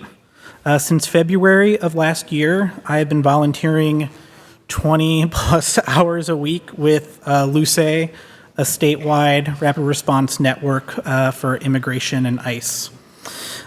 Since then, I've witnessed countless detentions, spoken to hundreds of community members and neighbors in Lynn that have been impacted or at immediate threat, and have helped provide information and training to individuals and organizations across the city. I am also one of the people in LUCE and Lynn that help organize the aftercare and the mutual aid, meaning when we witness a detention or when someone calls the hotline needing help, we field all of those calls and cases. Since last summer, we've supported around 80 individuals and families, and that number keeps going up. This is urgent, and this is a crisis. Just based on LUCE hotline data across the state, Lynn is being targeted and impacted definitely more than any other city on the North Shore, and possibly more than top in the state. People are spending money on lawyers that they don't have, and lawyers are overcharging people. People are paying lawyers out of state that aren't lawyers. They're scamming people. And people have nobody to consult or figure out what's right and what's wrong. We now, in the last 3 weeks, have a new crisis of these mega masters. I would Google it if you know about it, where people who are here following the legal process who thought they had immigration court in 2027 or 2028 now have their hearing moved up to summer of 2026. So like right now, in 30 days notice. And we're fielding those calls. No time to save up the $5,000 or $10,000 to get a lawyer. Just last week, we had multiple calls of detained people in Lynn, at court, in the community. One woman whose sister I spoke to on the phone, single mom of 3, not a single pro bono legal aid service could take her case. And this has been so common. Pear, Macy, Northeast Legal Aid, they are all at capacity with very little movement, and the federal immigration system is moving faster and faster. People are getting stuck in the system. People are disappearing for weeks before anyone can help families pay for lawyers to find them. People have died in ICE detention in the last year, and this is urgent for Lynn. So please do not vote on a budget without substantial and meaningful support for immigration legal aid. Thank you. Thank you.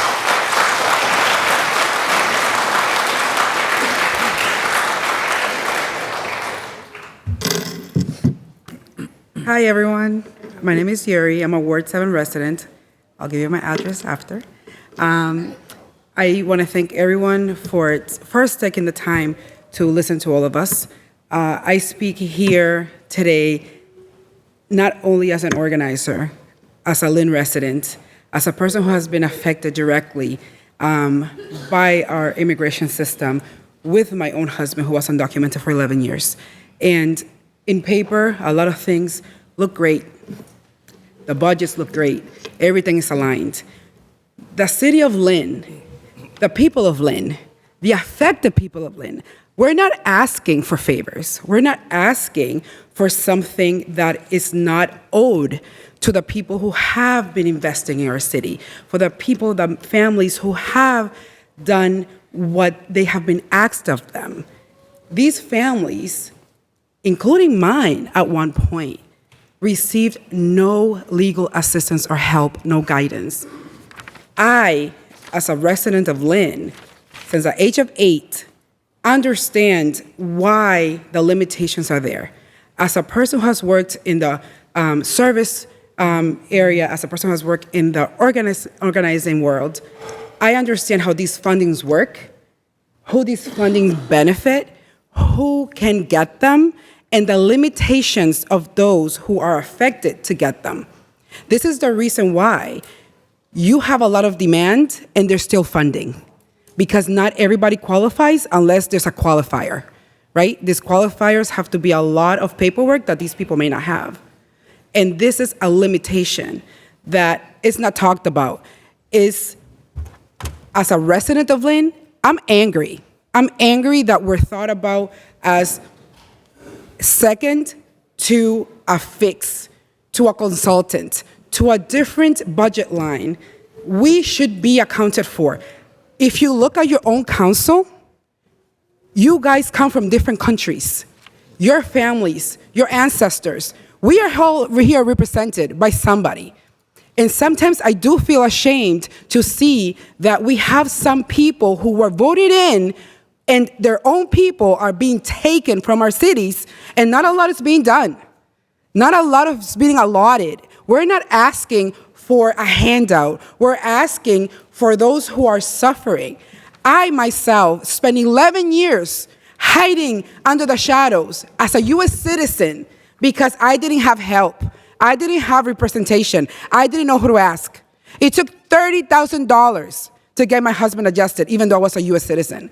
And that was back before 2017. Imagine these families who are being rushed to service. They're not finding anything. We're not asking anybody to reinvent the wheel. We're asking people to look at their neighbor, to think about your moral civic duty as a human being, to seeing the thousands of children out of our city schools, right? We're talking about $7 million that are not in the budget because these kids are not here. These kids have families. My daughter comes home crying every single week because she's missing a friend, because somebody's missing from a school. This is not about a chair. This is not about fixing the city hall. This is not about fixing something, it's fixing a wheel outside, a car. This is not about more vehicles. This is about people, human beings. Human beings. We're all here because we're human beings, because we have families who are hurting. A table, a chair can wait. New beautiful sightings somewhere, flowers, allocations for a consultant. I want a consultant. I want somebody to do my nails. I want somebody to tell me how beautiful I am or how great my speech is. But we need people to support our people, and these are attorneys that can make a difference before something happens. And we have all these families without children, without all these parents here, wives without husbands, husbands without wives, children without their fathers. This is not a joke. This is something that we have earned, we have merited, and I think everybody here with a conscience should understand the difference between a human life and a budget line. And I think this is more than giving us a little bit of something from a little pocket. This is something that can come even from our reserve. Lynn has worked hard for our reserve, then use it for something to keep our people here. Because all the businesses bring tax money, and all these people being taken are taken in work vans, workplaces. They're not being taken out of a corner doing something wrong. These are people who are being targeted for working, for being present human beings. We started this meeting by saying farewell, giving a citation to somebody who's being basically kicked out of our country. And what do? We sit here and we say, oh, so many people, we're here and it's going to take so long. We're not asking for what we want. We're asking for what we're owed, and the city has to respond because we responded when we voted. Thank you.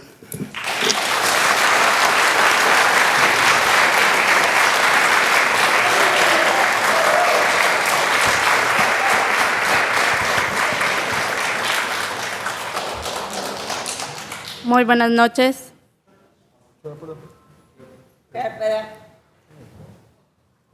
Go ahead. Muy buenas noches para todos. Good evening, everyone. Me siento muy orgullosa de estar aquí reunido con ustedes. I feel very proud to be here with all of you. En primer lugar, soy una mujer, madre, esposa, que ha sido afectada. So first of all, I'm a woman, a mother, a woman that has been affected by everything that's going on. Ahora les hago un llamado a todas las personas. I call all now people, al alcalde, the mayor, a todos los integrantes, all the members, que se ponga la mano en el corazón para poder apoyar a las personas que hemos sido afectadas. to put your hands on your heart to support those who have been affected. Habemos muchas madres que nos han dejado por culpa de migración, se han llevado a nuestras parejas, a nuestros hermanos. There's many women that have had a situation where their husbands and their brothers have been taken by migration.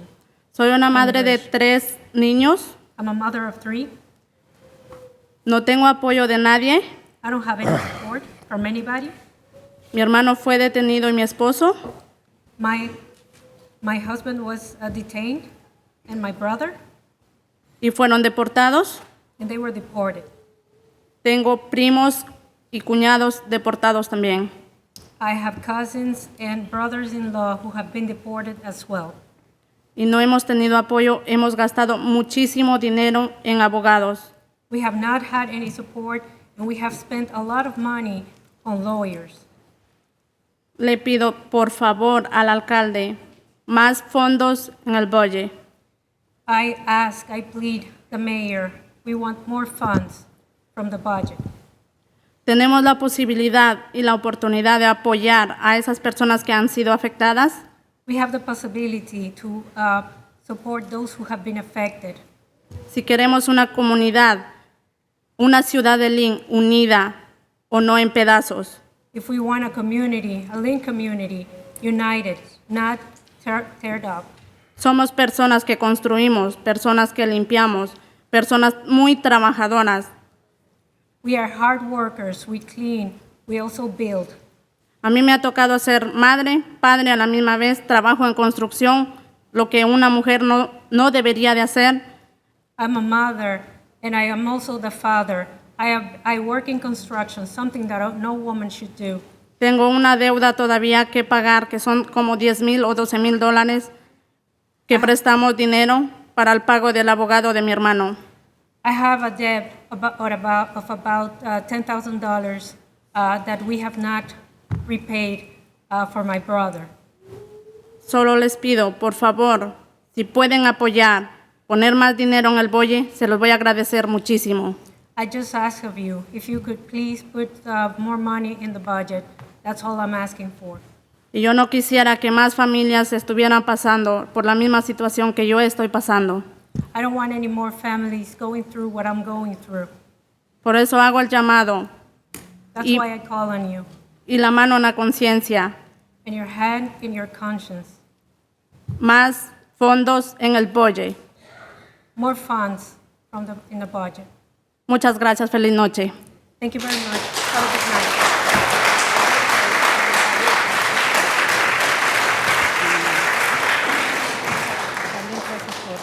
Okay. Buenas noches. Mi respeto para todo y mi inquietud es decirle, estoy de acuerdo. My respect to you all, and what I want to express is that Estoy de acuerdo con todo lo que aquí se ha hablado. I am in agreement with everything that has been spoken here. Y le pido a nuestro concejal que lo que esté a su alcance para ayudar a nuestra jurisdicción, que ponga su granito de arena, ya que todo... And I ask the councilors to please do whatever they can to put a grain of sand into this. Ya que todos somos afectados por diferentes condiciones. Since we have all been affected by different conditions. Y espero que también como nosotros somos afectados, And I also hope, because we are all affected, trate de dejarnos un legado, ya que a mí me gusta mucho Lynn, al igual que todas las personas que han venido a vivir de otras jurisdicciones so aquí. to try to leave a legacy, because I like Lynn very much and all the people that live here. Espero que la ayuda que nos puedan dar, usted no la deje de legado y que un día podamos levantar la mano y decir que nuestro concejal de Lynn nos dejó un legado y que estamos orgullosos de su nombre. I hope that one day you can leave this legacy to Lynn, and that one day we can raise our hand and say that this was something that was given to our residents. Y que la decisión de su ayuda sea una foto en un mural de aquí, agradeciéndole lo que ha hecho por nuestra jurisdicción. And that your decision is like a picture that you leave on a wall with the decision that was made here today. Okay, muchas gracias por Thank todo, you. mucha salud. Thank you very much.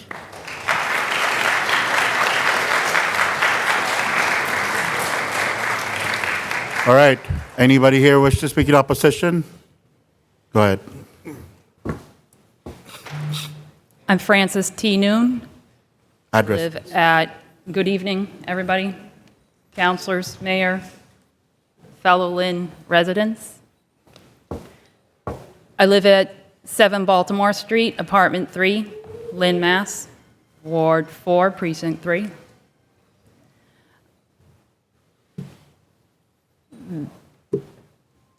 Where to start?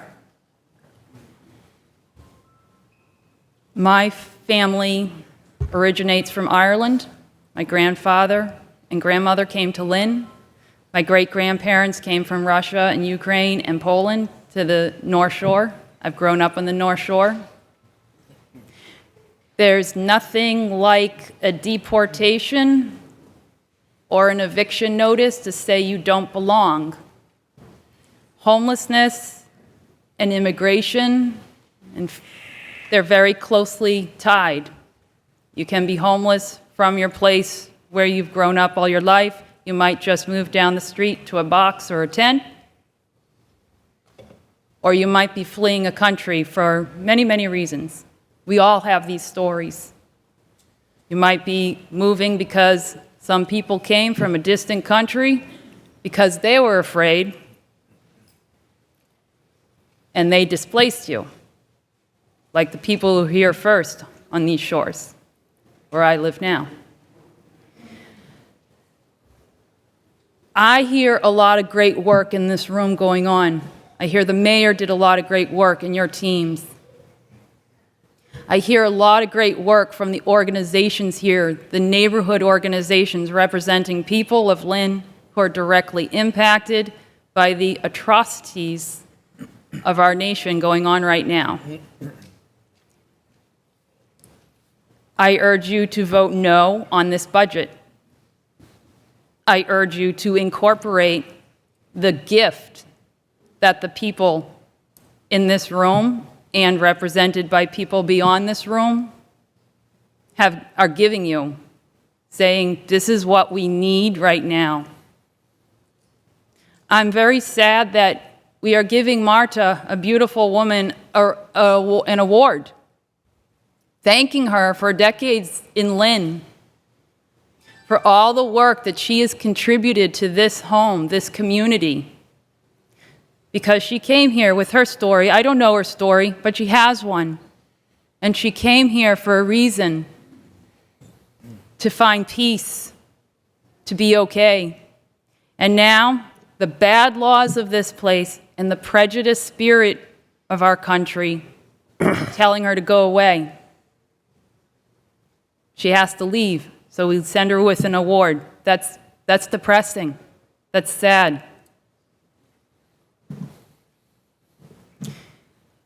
I live across the street from a church. I have lived back in Lynn since 2004 now, and it's always been a struggle with we have a Creole, French-speaking congregation and a Spanish-speaking congregation, and they come, and we've struggled with the parking situation. Like, oh, we can't park, there's no room, and in the winter it's become such a disaster. But now, I'm not worried about where I can find a parking space. I'm scared, I'm worried. What do they need? I'm looking at empty spots. I can find a parking space. Yay.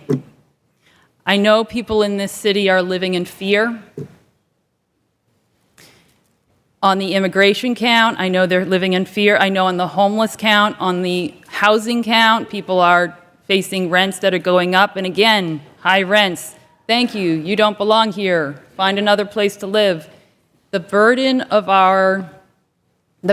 this on people facing homes, but also the immigration, it's all coming down on people, and it's a very effective system. The federal government is doing something very bad right now, taking money away, taking money away, taking money away on purpose, and saying, yep, now we can leave you in fear. You have to tighten your belt. You have to make it work with less and less and less money. Make the schools work with less and less and less money because our kids are disappearing, because their families are afraid to come out, and because family members have gone to ICE deportation centers. There's a financial burden, and that all falls on the poorest people and the most vulnerable.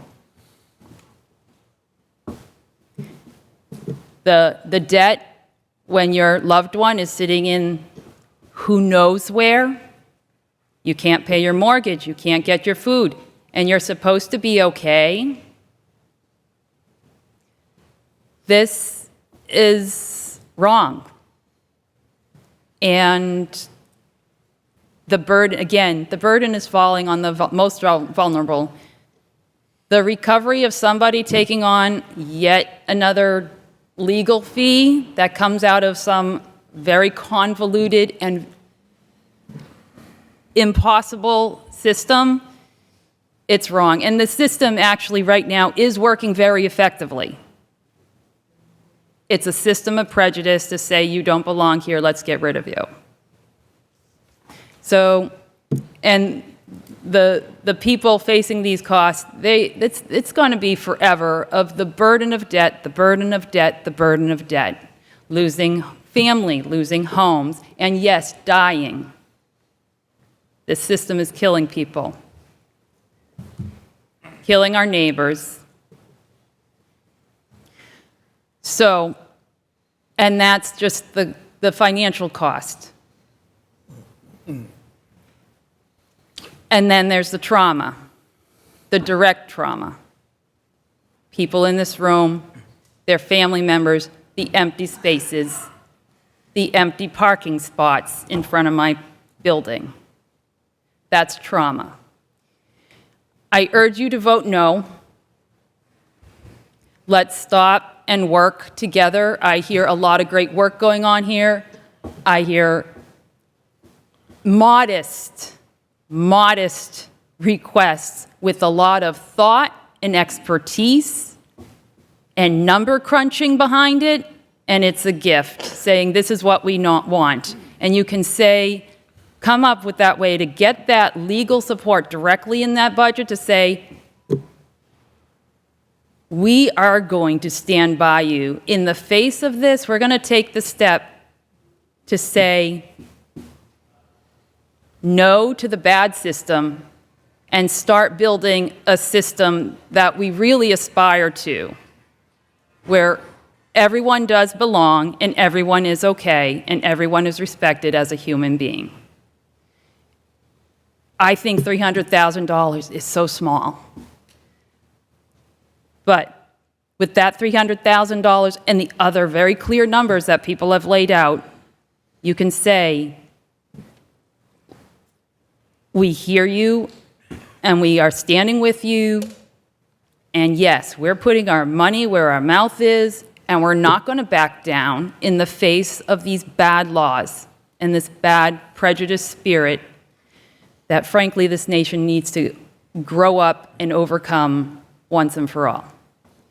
So thank you. I urge you to say no, vote no tonight, and sit back down at those tables and find a way to make the people's budget work with what you already have done. There's a lot of good work here. We can do it. Thank you, Francis. Thank you. I just want to, Isaac, before you say something, if there are other people who want to speak, I strongly request you to stick with the 3 minutes because we have a lot more business to do. But before you speak, just for the record, anybody here who wants to be on the record that are opposed to this budget, raise your hand.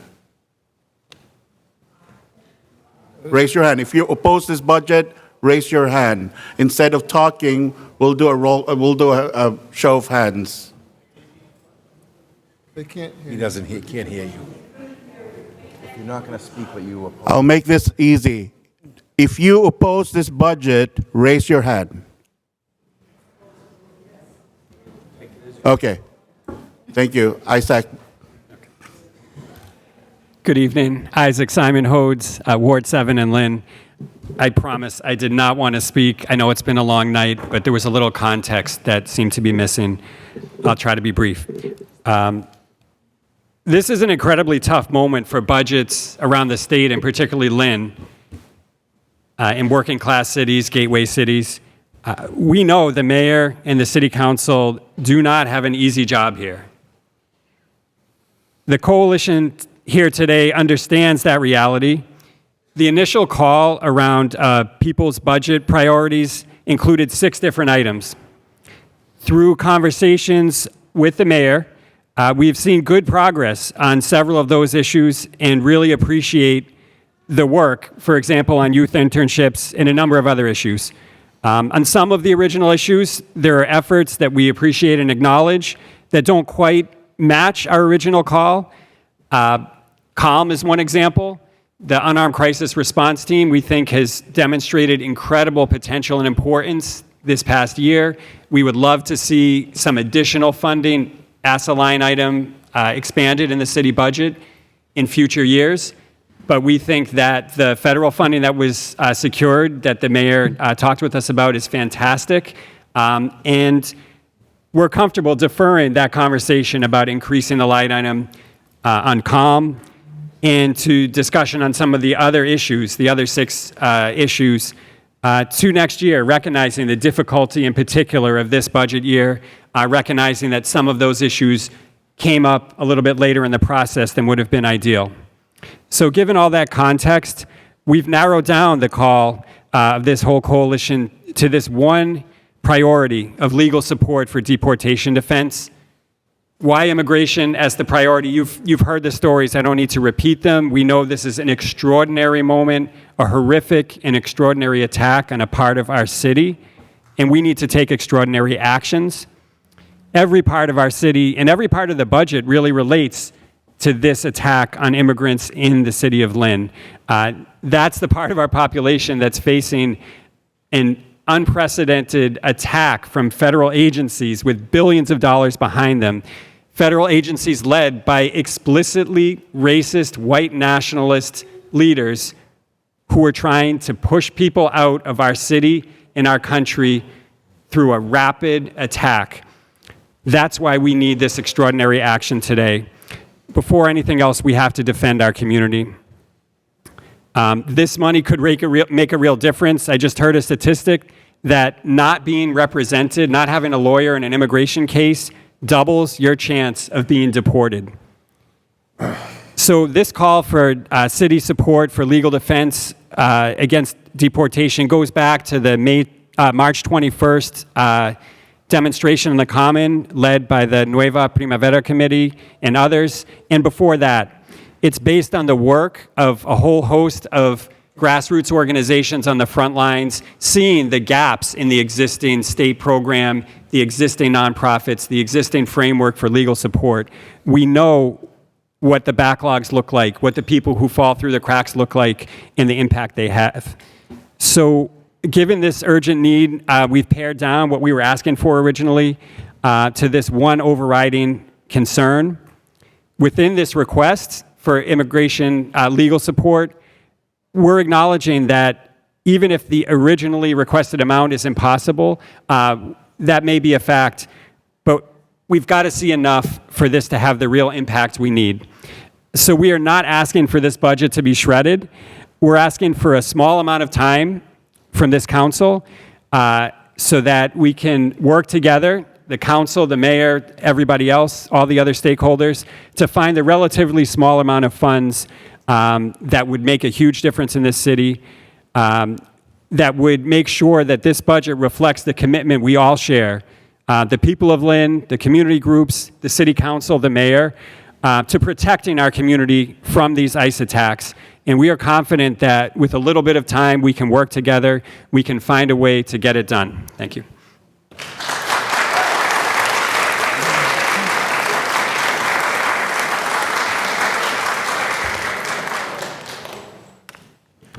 Good evening. My name is Fawaz Abu Shark. I live in 4 Harrison Road in Salem, Mass., but I am part of Lynn as on the boards of the mosques and other clergy and other Muslim community. As you all know, and everybody here knows me, I am a Palestinian born in Gaza, and I represent a community of a lot of immigrants from many places.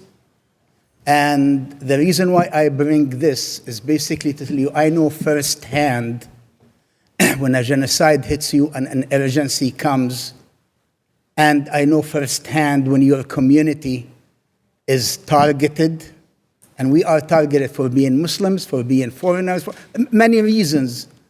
And it just puts us on the front poster on everything that's hated by some of the administration.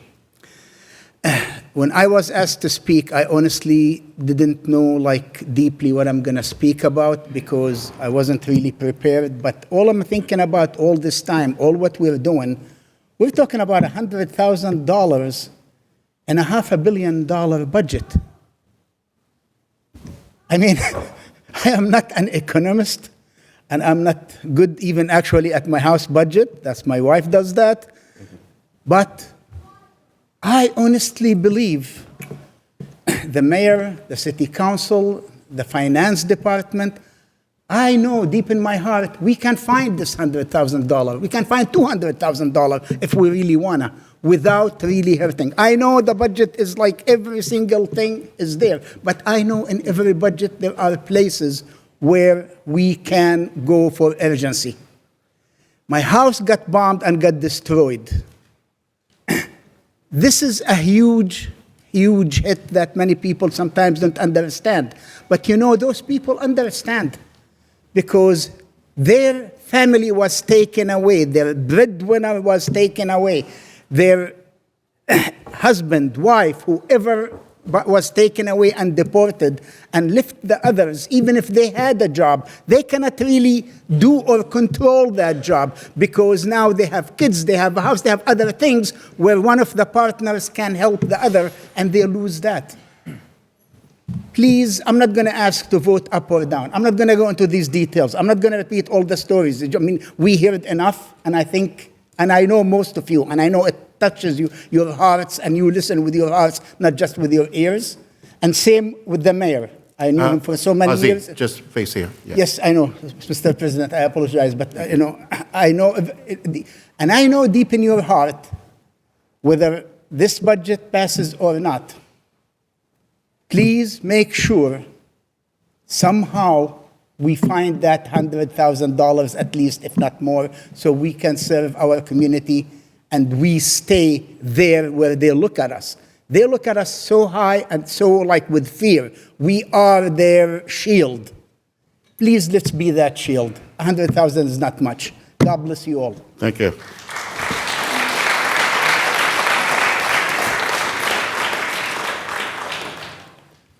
Okay, anybody with?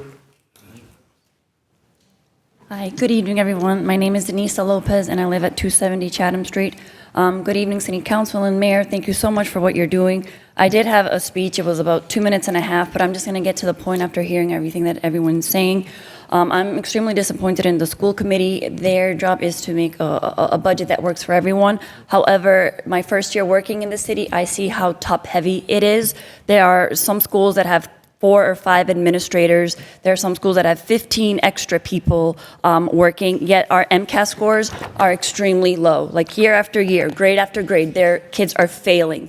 And the only way we're going to improve our scores is if teachers and administrators move to the science of reading, if they adopt practices that have been proven by the Department of Education to be effective.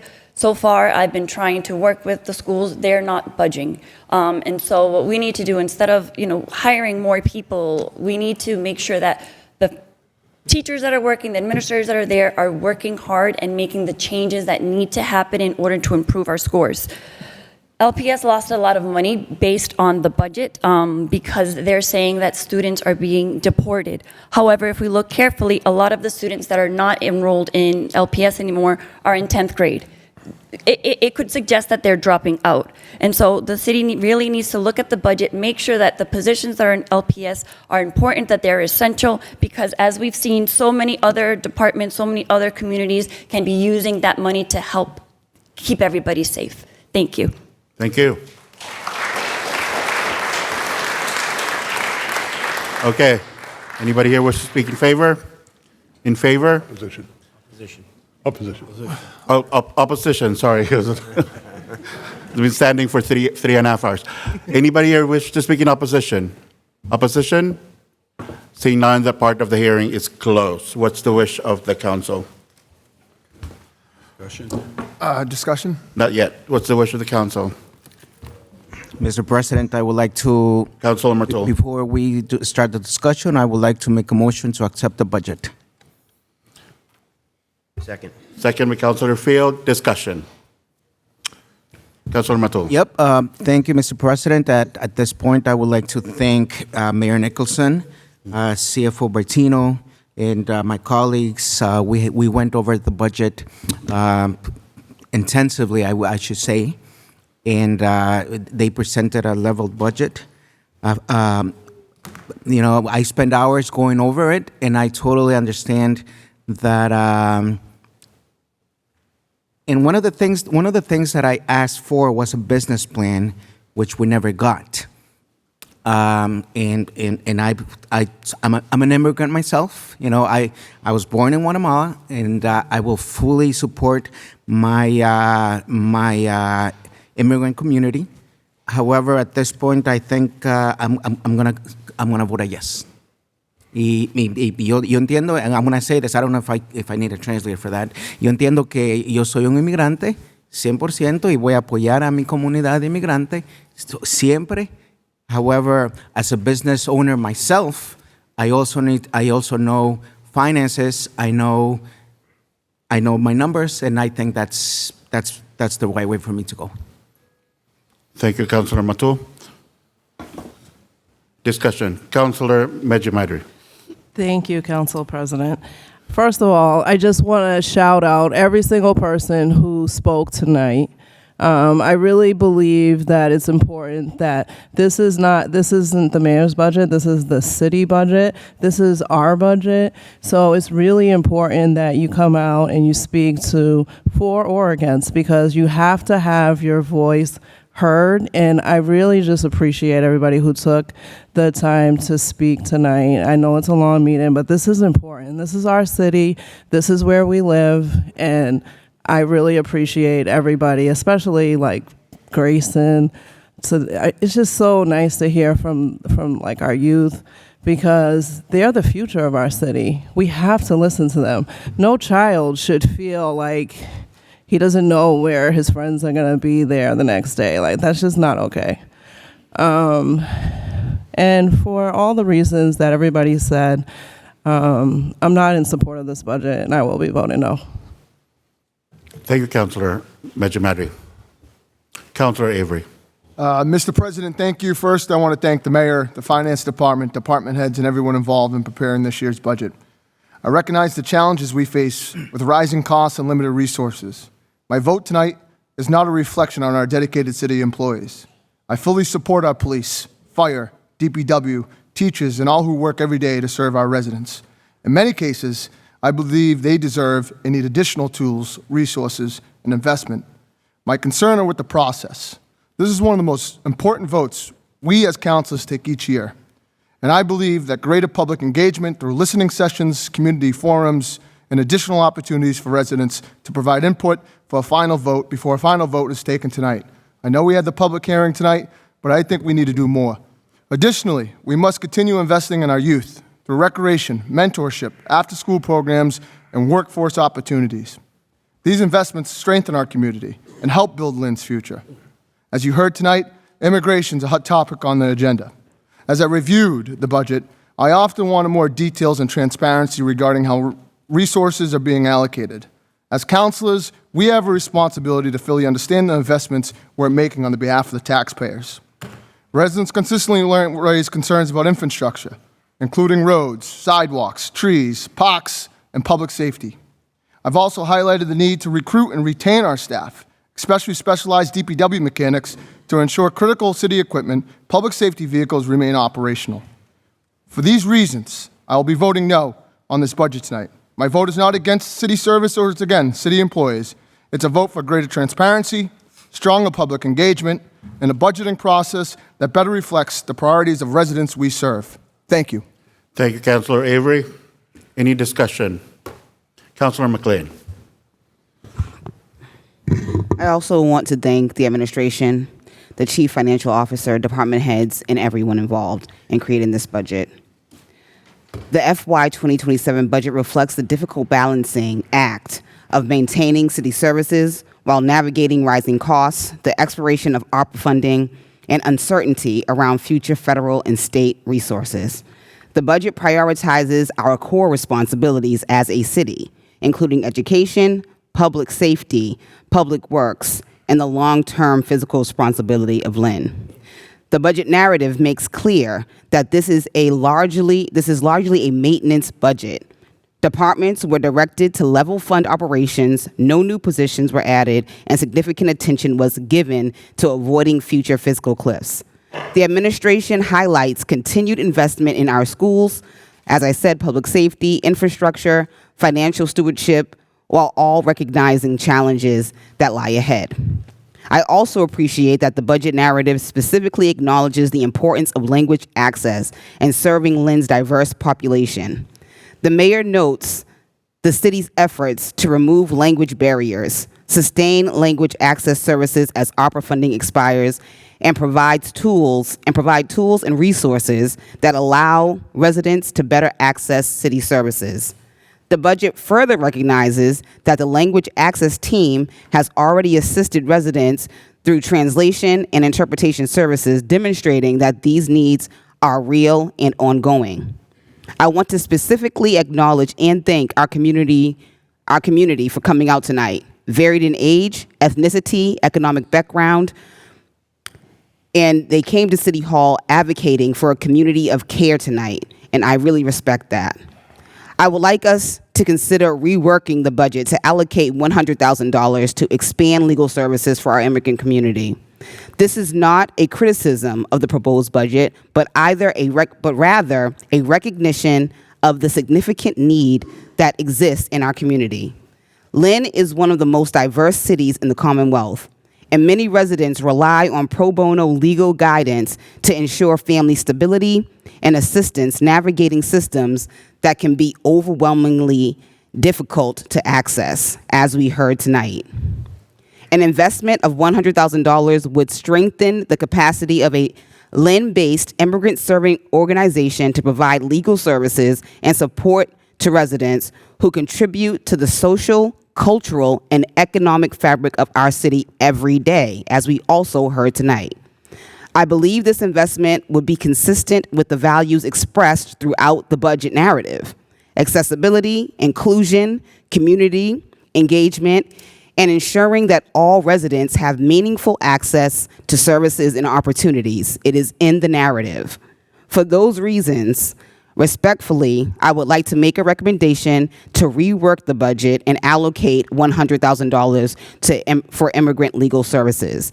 If that recommendation cannot be considered, I will be voting no tonight.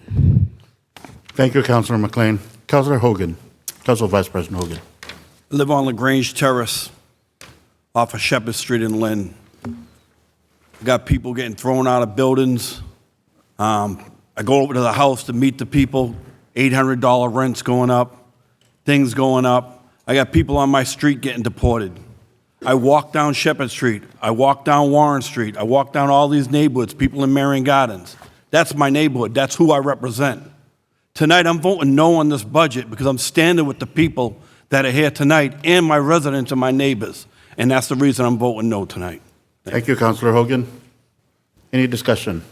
I would like to request Councilor Lapierre.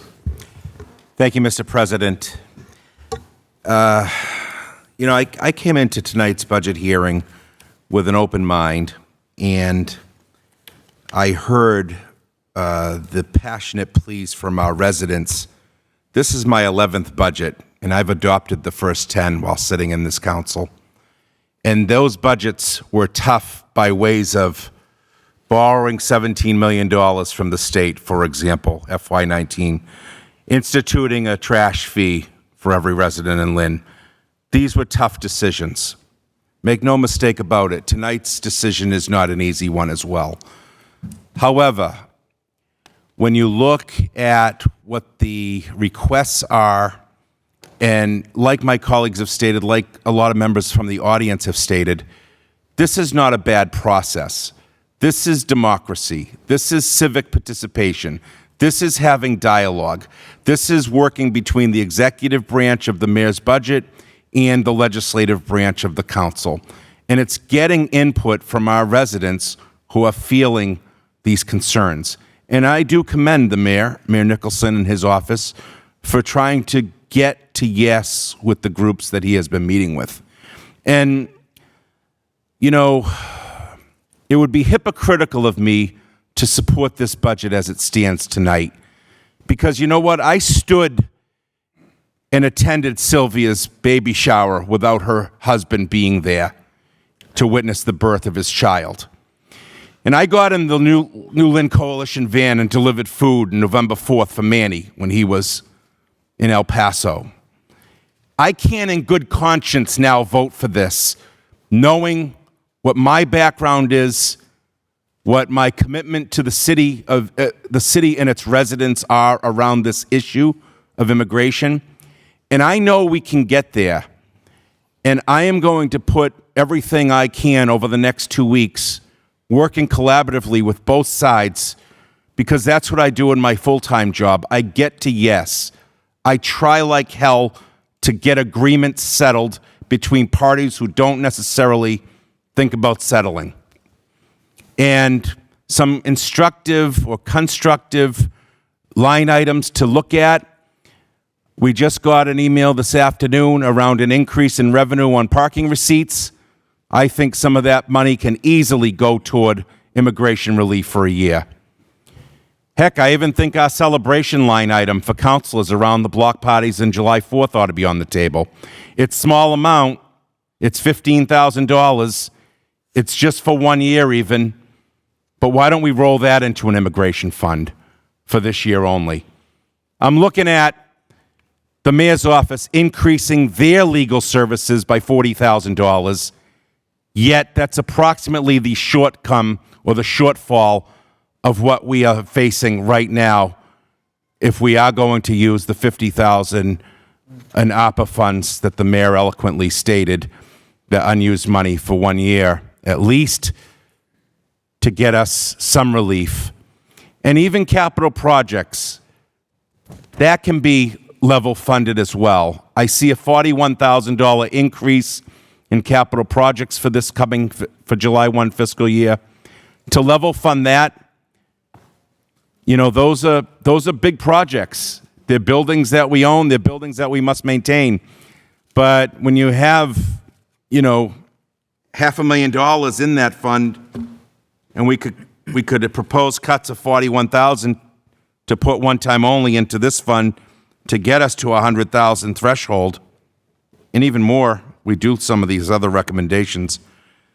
But you get the story, you get the message, and it saddens me to some degree because it is such a small amount in a $577 million budget that we couldn't come up with this resource that's going to help our families.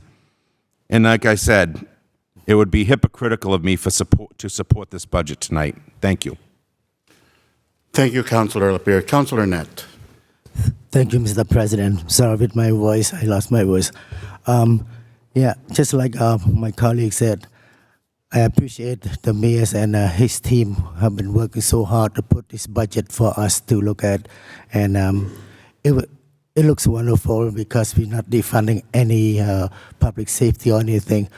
But one thing that after listening to our so many speakers tonight, and it makes perfect sense that they okay. First of all, they request from 1.6 million to $300,000. That's doable, and I believe that we can find ways. We can find ways to work this with.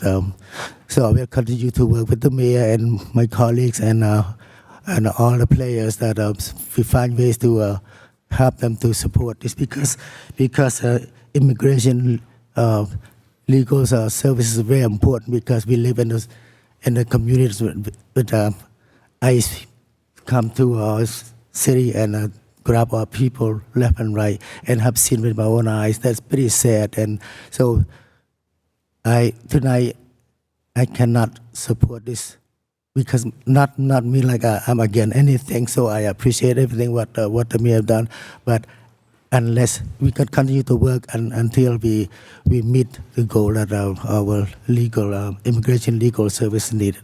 So otherwise, I will not support this tonight.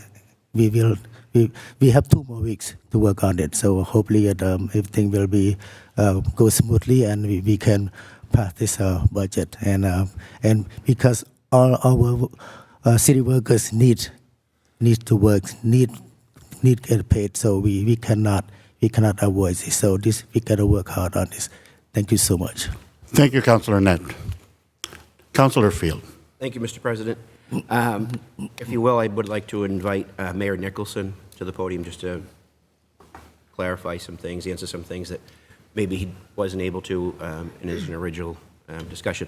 First of all, I want to commend all my colleagues and commend our president and the chair of the Budget Committee, Councilor Matul. I want to recognize everybody that spoke tonight. It takes courage to speak. I know a lot of them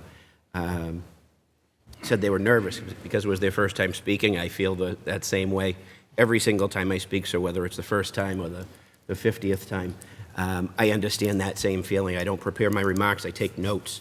And like Councilor LaPierre said, I came to this budget hearing open-minded and want to listen to those concerns.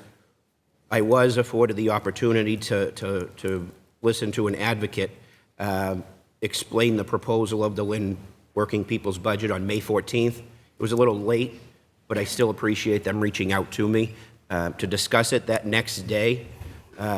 It was a late meeting. That next day, I reached out to Mayor Nicholson and discussed the budget and these concerns that are valid, and we heard those valid concerns today.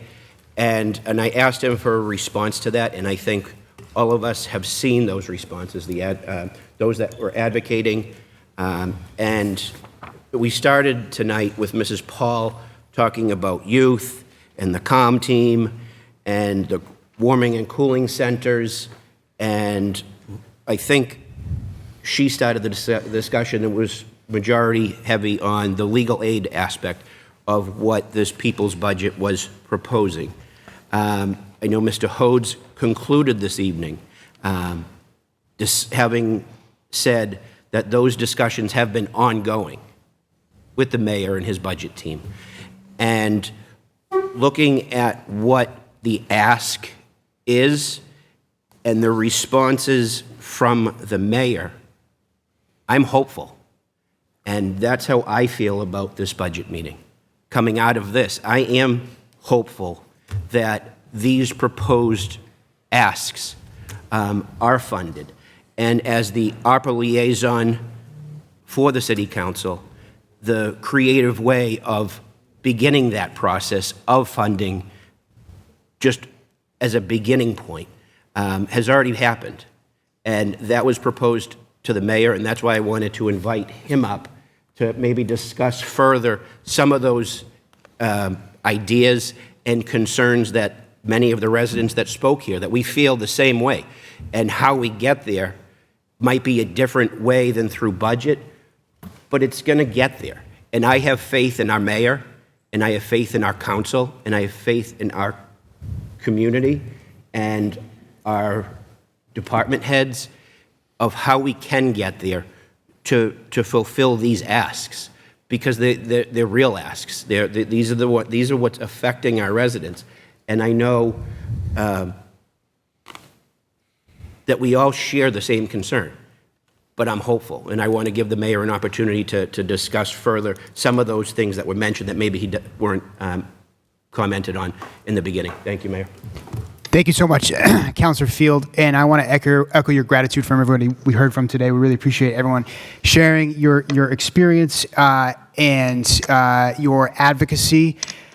I want to just start by saying that I first want to acknowledge that I don't have the direct experience of living in fear in this community and feeling like myself or a loved one could be ripped off the street for no reason. And I have done everything I can to stand with our immigrant neighbors to push back at what is wrong. I also want to say that we are all sort of sitting with, but I mean both myself, my team, the counselors, all of you as community leaders, we're sitting with the pressure of leading a community that feels like it's under attack by the federal government. And that is a lot of pressure. And I just want to I thank everyone tonight. I feel like it's been a very, respectful conversation. We can't let that pressure push to tear us apart. We need to come together. That doesn't mean we always will agree, but I appreciate the tenor of this evening's conversations because I do think that is the spirit of which we are discussing this. In terms of the particular program, I appreciate.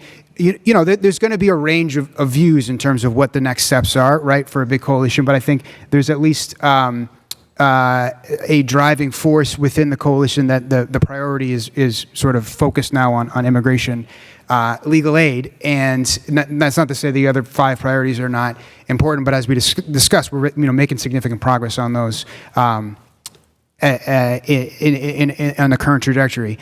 On the immigration legal aid, there's a couple things I want to say. So there is the $50,000 in ARPA. The state in its current funding cycle has $5 million that's been put towards immigration legal aid. The other thing that I think we need to keep our eye on and potentially get involved in, and I would ask for the council's support in this, the state is currently discussing next year's budget and next year's funding level for immigration legal aid. The Senate's budget has funded that allocation at another $5 million. The House's budget has funded it at $9 million.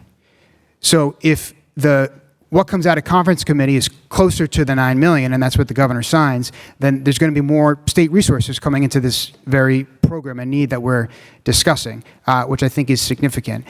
The other opportunity I see is with respect to us all collaborating together and seeking outside funding. When we started the Lynn Relief Fund, we got a donation from the United Way and a commitment to continue that those philanthropic efforts.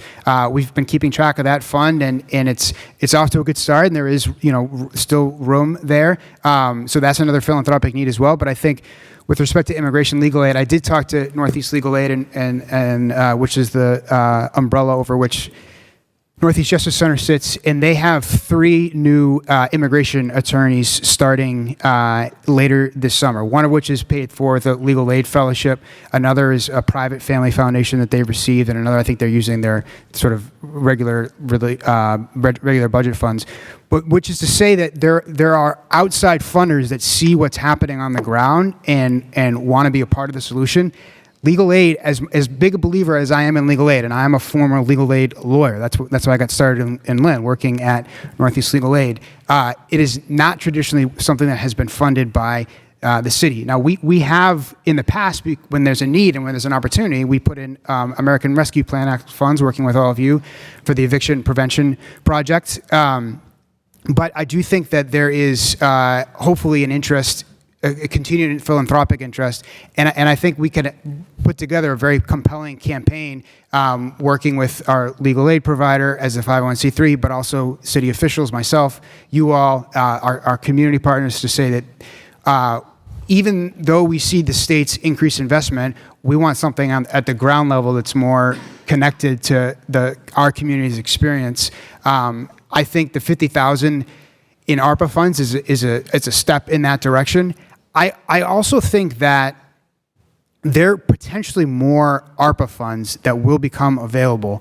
I'm hesitant to commit those now because we're actively spending them, and how much we have available depends on how much we spend over in the coming months, and that includes the transition of our language access program from ARPA to city funds, which is happening in my budget line. But when that happens, that will potentially make available more ARPA funds. The exact amount is dependent on, the individuals working in those roles, their accrued vacation time, and when exactly people leave, and so on and so forth. So that's why I'm hesitant to go much further in that commitment. But I'm happy to make a commitment to look at that and make that a priority as we move forward. I feel like I've demonstrated throughout this process. I think we've met 6 or 7 times with the advocates when you add it all together. I've had a lot of individual conversations with you. I've had some small group conversations with you. I'm happy to continue doing that because I do see it as a priority and something that we want to see get done. I think Lynn has the opportunity to really continue to show our immigrant community that we support them. I think we've been leaders on that in the very steps we've taken in the last year and a half. And I think this in particular has the opportunity, we have an opportunity to show what's possible when the city works with the community, which works with the legal aid provider, to be able to find access for our residents. I mean, one other particular point I think that's worth noting in the conversation around Northeast Justice Center. One of the things that the advocates and folks with experience on the ground has mentioned as being particularly valuable is the chance to get attorneys that can provide consultation without providing full representation of the case. And talking to the executive director of Northeast Legal Aid, he felt like, with a city contribution, we'd be able to see more of a dedicated presence of one of those attorneys. And they're absolutely willing to experiment with models so that you could have, if you take less full represented cases where you see start to finish, you can do a lot of those like consultations where you're just giving people an answer or sort of steering them as they make a decision about their own private representation. And I heard a real willingness to do that when we spoke to them today. And that's another way of expanding capacity by using those sort of innovative models around the limited representation. So yeah, Councilor, I hope that answers your question. Thank you. Thank you, Mayor.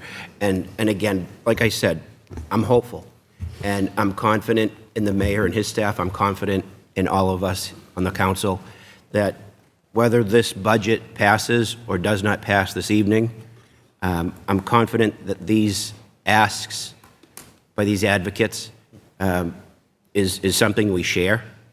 It doesn't end whether the budget passes or doesn't pass. I'm in.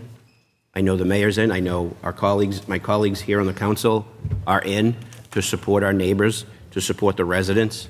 We see this happening too. We don't turn a blind eye to it. Lynn has been at the forefront for a number of initiatives that we've taken over these past number of years, whether it was workers' rights, housing production plan, a host of votes that we've taken. There's other communities that are looking at how we're doing it, and as we see other communities voting up or down to pass a 2.5 override just to fund their budget, or we see cuts to the workforce, it's going to have a negative effect, and that's why I'm supporting this budget, because we're not there. We're not like some of these other communities. We're making responsible decisions. And again, whether this passes or not, these asks are real, and they're going to happen, and it's just how we're going to get there. We may agree to disagree on some of the ways to get there, but we're all going to get there. And I thank my colleagues for allowing me the time to speak. Thank you, Councillor Field. Any discussion? Any discussion? I would like to call Mike Bertino, please, to approach the podium, if you can. I have a question. So There was an email sent to several people today, June 9th at 4:30 p.m. I got hold of that email, and I wasn't CC'd it as the president of this council. The chair of the budget committee is not CC'd in this email. And the email clearly says this budget vote includes several internal changes. And there's figures here, 200,000 here, 65,000 here. We've never seen some changes, and you want us to vote in this budget today with the last-minute changes. So my question to you, was this discussed during the budget hearing? And number two, why wasn't I emailed, even included in this conversation? You want this council to vote on a budget, and we were blindsided by this. This is how I see it. So when I came here, same with most of the councilors, I have an open mind, I have full understanding, but this just clouded my observations in the whole process. Explain that to me, please. Sure. The DPW budget has 25,000 for electric and 40,000 for natural gas to pay the utilities. Capital Projects currently pays all the utilities except for that building. We're going through major changes down there. So rather than having two people pay the bills, it was recommended that we consolidate and have Capital Projects pay. That doesn't matter. This is not surprise. It can stay the way it is. It means nothing to the budget. It was just trying to be more transparent, which is what I always try to do, be more transparent. You can leave it the way it is. I was just answering a request from a department that took over a department that wasn't in the best shape. Not at all. And I think we can all stand and talk about it for weeks if we want. But instead, we just tried to create efficiencies. That's all it is. The other one is one pocket and another. It all belongs to the school. The school wants to put it in the right-hand pocket or the left-hand.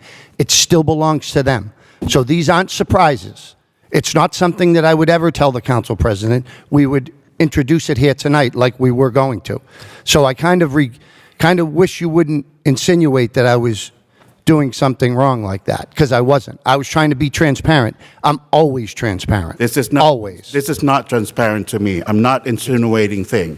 That is very elected transparent. Counselor, it is my duty to question things that are not submitted to us. So if we're voting a budget, and these are movements of money here.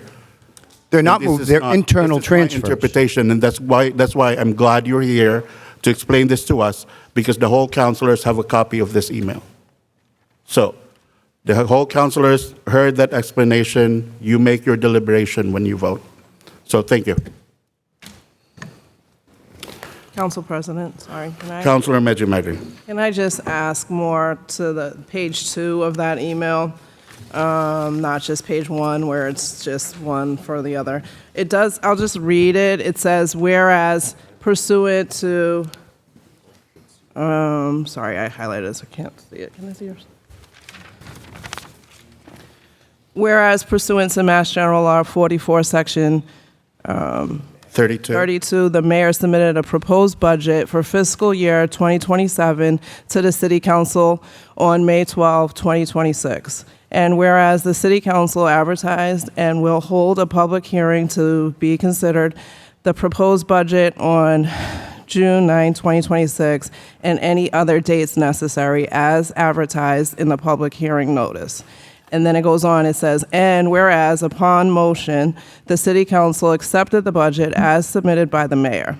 Now, therefore, be it voted by the City Council of Lynn, hereby adopts and approves the budget for fiscal year 2027, the sum of $577,017,000, sorry, my eyes are bad, 37, less offsets of $52,900,131, resulting in a budget of $524 $1,116,906, which sum shall be appropriated and raised by taxation. Additionally, the budget vote for each budget containing personnel and expenses shall be voted as such an amount for personnel and an amount for expenses. In the case of no personnel, the budget vote will just be for expenses. Then it goes on, it says the following additional resources below will also be used to support the respective departments as noted. The sum of $177,875 from the Gannon Golf Course Enterprise Fund shall be allocated to cover the course debt service. The sum of $175,000 from parking meter receipts shall be allocated to support parking department. The sum of $189,000 from the city-operated Marine and Auditorium Fund to support debt service and personnel fringe benefits. The sum of $253,560 from the COA formula grant shall be allocated to fund the COA personnel. The sum of $2,900,000 from free cash to support the fiscal year 2027 capital budget. So can you speak to those also, that the rest of that email, please? It's not just the first page. That I would just like you to talk more about those changes. And what does it mean, that $52 million difference, and it will be resulting in taxation? All of that, all of the information you read is in the budget, and it's all sources of revenue that we're using legally to make the budget balanced. The law requires that the direct offsets, which is approximately $53 million, does not have to be appropriated. That's money that the state gives us on behalf of school-age children and the MBTA assessment, mosquito control. That money is what we call a cherry sheet offset. They allocate that on the city's behalf. It's included in our budget, but it doesn't have to be raised and appropriated like the $524 million does. The rest, the parking department is allowed by ordinance to use money from receipts to fund their budget. The debt service for the marina, which is a quasi-enterprise fund, gets paid by the marina. The Council on Aging has always used their formula grant. By putting it in the budget, makes it much more transparent and allows people to understand where our sources of revenue are and the expenses are in the line items. Is that enough explanation? Yes, thank you. Mike, we are asking these questions because we were confused and we don't know why. Nothing against you, nothing about the whole process, but this deserves an explanation. And you are explaining it to us, and I thank you for doing that. Okay, any further questions? Any questions? Okay, thank you. All right, so, I was listening, I was paying attention, I had a clear mind when I came here. I was staring at my mom the whole time and listening to all the conversations. A lot of people don't know this. I'm also an immigrant. I came here when I was 23 years old. I'm an old guy when I came here. But, I never broke the law in America. I came here on a tourist visa. I always go home before my expiration date to stay. But one accident happened in California that I was robbed while waiting for a bus. And they caught the guy, and I was subpoenaed. And that case went so long that I overstayed. The lawyers in LA said, we will take care of you, just stay because you're an eyewitness. That was 3 strikes. They took that guy, it was 3 strikes. After the case ended, the lawyers forget about me. I became undocumented. I know, Mr. Mayor, I have direct experience living in fear. I've been sleeping in my car. I cannot count the number of times seeing my mom cried because she's afraid of me getting caught by an immigration officer. I have to go from one house to the house. I felt the pain of the community. The reason why I'm standing here as an elected city councilor of Lynn and as a council president, because there were lawyers who helped me back then. There were a community who helped me back then, and that's why I'm here. So to those people, like what we honored somebody, my neighbor in Goldfish Pond, who is a phenomenal resident of this city, is going home next month to Mexico because nobody is helping her. So for this reason, I'm voting no for this budget. Any other discussion? Roll call, Mr. Just for a point of information, the motion was to approve, so a yes vote would be to approve, a no vote would be to reject the budget. Councilor Avery? No. Councilor Field? Yes. Council Vice President Hogan? No. Councilor LaPierre? No. Councilor Matul? Yes. Councilor McLean? No. Councilor Meany? Yes. Councilor Medji-Madre? No. Councilor Net? No. Councilor Paez? No. Council President Allensag? No. With a vote of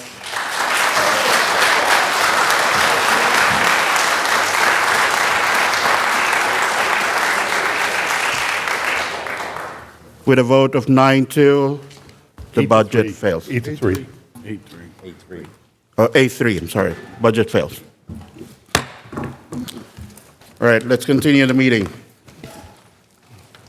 Next on the agenda is public hearings to be set down. Would you like to take them as a whole? Can you read and take them as a whole, please? Petition for a special permit of Palette LLC to serve alcoholic beverages within 500 feet of a public or private school with grades 8 through 12 at 16A City Hall Square, Lynn Zone Ordinance, Section 3C5.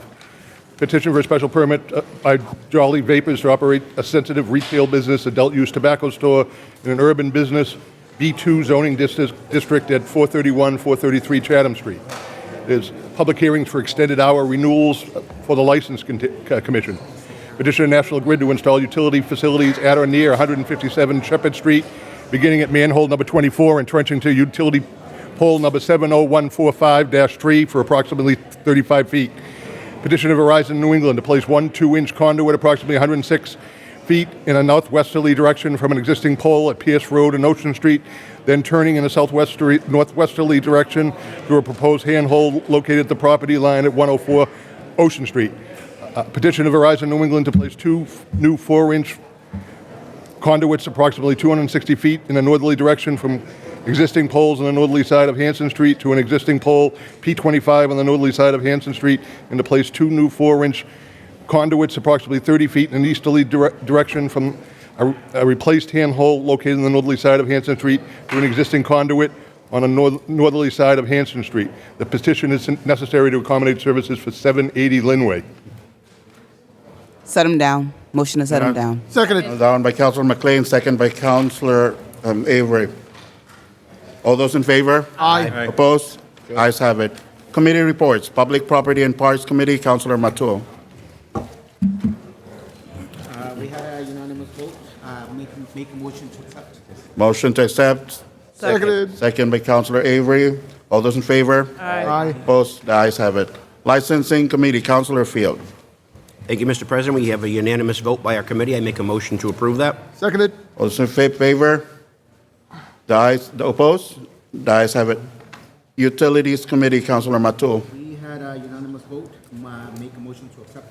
Seconded. Motion made by Councilor Matul, second by Councilor Avery. All those in favor? Aye. Opposed? The ayes have it. Ways and Means, Councilor Net.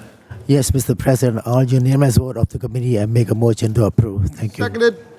Second, would the clerk read the transfers? I'm going to read them as a whole, if that's fine, Mr. President. Yes, please. $44,000 for parking meter expense to community development downtown expense. Certified funds, $1,356,402.52 to the Lynn Police Department for FY27 911 support and incentive grant. $610,300 to the Lynn Police Department for the FYSSYI grant fund safe and successful youth initiative. $107,757.68 to the Lynn Police Department for the FY27 State 911 Training Grant. $16,000 to the Lynn School Department from the Manny Bernstein Charitable Trust to support music programs in the Lynn Public Schools. Any discussions? Well, no, we have a motion to approve. Motion approved. Approved, second by Second. Councilor McLean. Any discussions? Roll call. Councilor Avery. Yes. Councilor Field. Yes. Council Vice President Hogan. Yes. Councilor Lapierre. Yes. Councilor Matul. Yes. Councilor McLean. Yes. Councilor Meany absent. Councilor Medji Madre. Yes. Councilor Net. Yes. Councilor Paez. Yes. Council President Allensug. Yes. Do we have any emergency, Council? Yeah, there were emergency vote by the committee. I make a motion to approve. Second by Councilor Avery. Roll call. Councilor. Roll Councilor Avery. Yes on the emergency. Councilor Field. Yes. Council Vice President Hogan. Yes. Councilor Lapierre. Yes. Councilor Matul. Yes. Councilor McLean. Yes. Councilor Meany absent. Councilor Medji Madre. Yes. Councilor Net. Yes. Councilor Paez. Yes. Councilor President Allensug. Yes. Yes, ayes have it for the emergency. Do we have old business, Councilor Armando? No old business. New business, we have presentation by Lynn Com.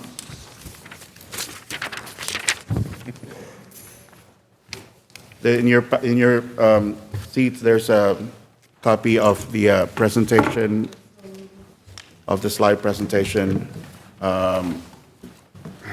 If not, we can just go ahead with this notes. All right, I can Go, Abdel. Yeah, but I have a slide, but it's fine. Oh, okay. You want to copy mine? I got it. He's got Oh. a slide. Just wanna He's put got a on- slide. Oh. The clicker. Do you want to? Got it on a flash drive? I'm not sure if it's there. Yeah, come and do it.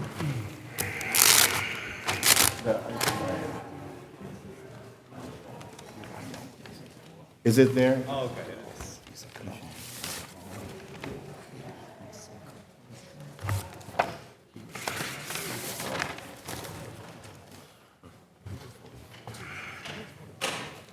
Yep, perfect. Oh, Abdel. Oh. Just sit there. Yeah. Yeah, I'm still grabbing paper. Thank you. The dean.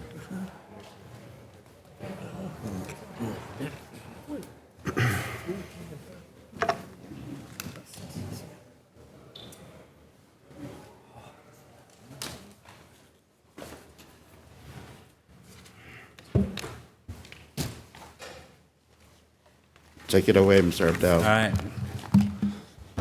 Good evening, everyone. My name is Abdel Kawaf. I am the Lincom team program administrator.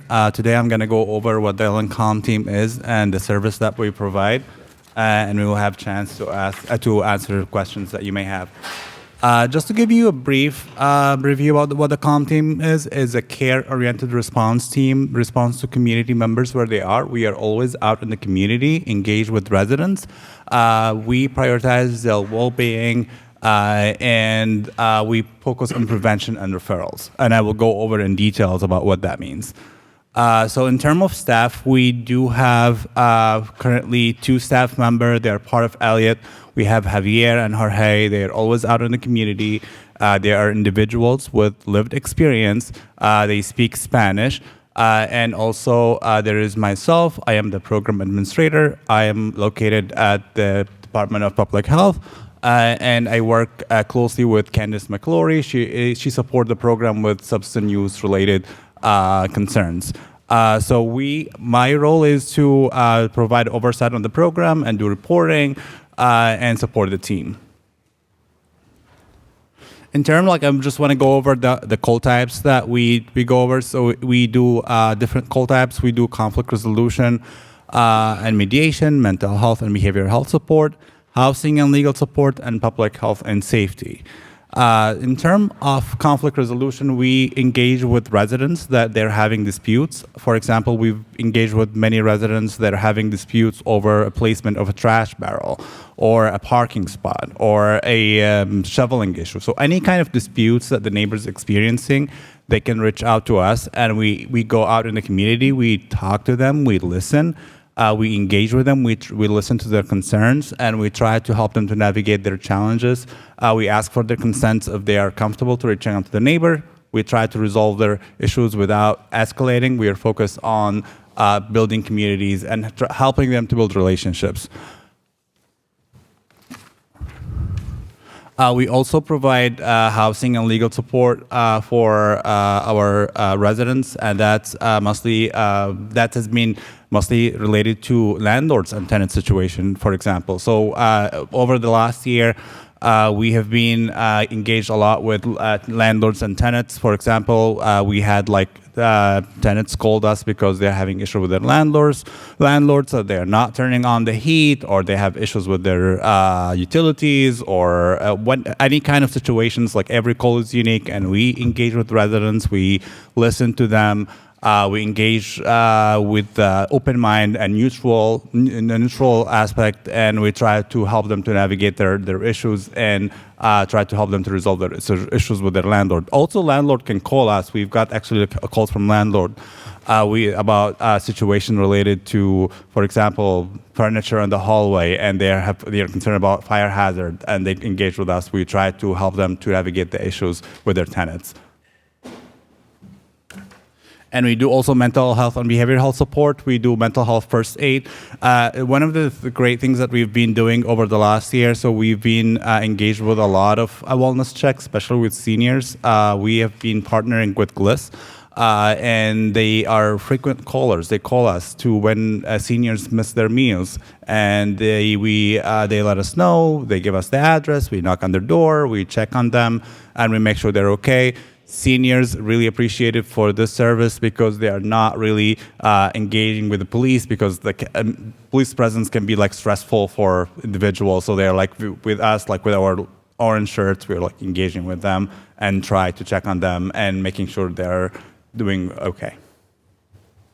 And we also do public health and safety. So we think about an example that you're walking in downtown Lynn, and you find someone sleeping on the side of the street, and you want someone to check on them. You don't know if it's an emergency or what the situation is. You can call us, and we are able to go out in the community and engage with those individuals, making sure they're doing okay, connecting them to resources. We are very much focused on engaging, listening, helping with resources, but also we do not force resources in individuals. In many situations, when we go out in the community, we just listen and engage and try to support them and try to point them in the right direction.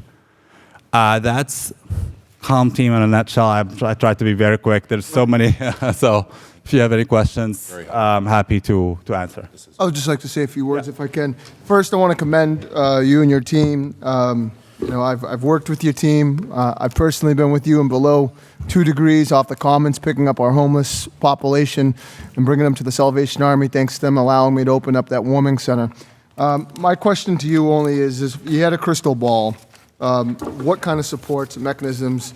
And I heard that there might be a grant on the way. I don't know if it's did it come through? And also, how can we really make sure that we expand this? I know the hours are tough, but as you heard today through some residents and et cetera, I think it's really important. I think you guys play an important role. There's times where calls go unanswered because you guys are too busy already, so the volume's there. I guess, what's the outlook moving forward to make sure that we could continue to provide these vital services and making sure we're doing it correctly and helping our folks? I think there's 2 components for this question. I think one of the main challenges as a CALM team is educating the community, because this is a very new program, and we all heard from the immigrants community there is a challenge with the trust. It's really hard to build trust, especially with vulnerable community members. I think that's one of the things, is trying to build this trust and trying to have the community understand that there's no consequences when they call the CALM team.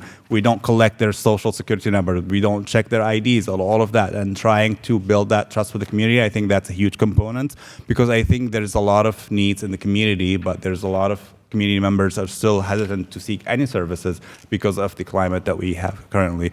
The other component is that we currently, so the CALM team is a very unique initiative, and it has a lot of attentions, and we are constantly applying for grants.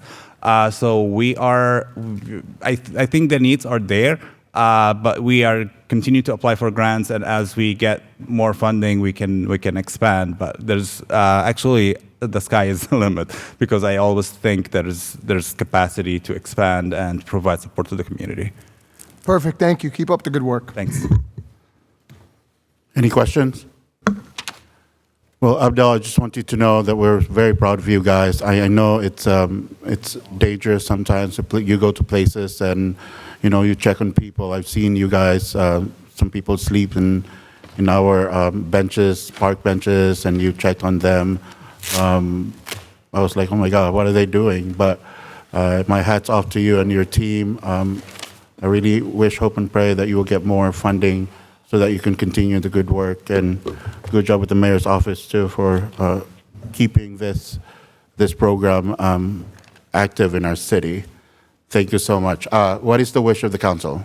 Make a motion to adjourn, Mr. President. Seconded. Yes. That was a low one.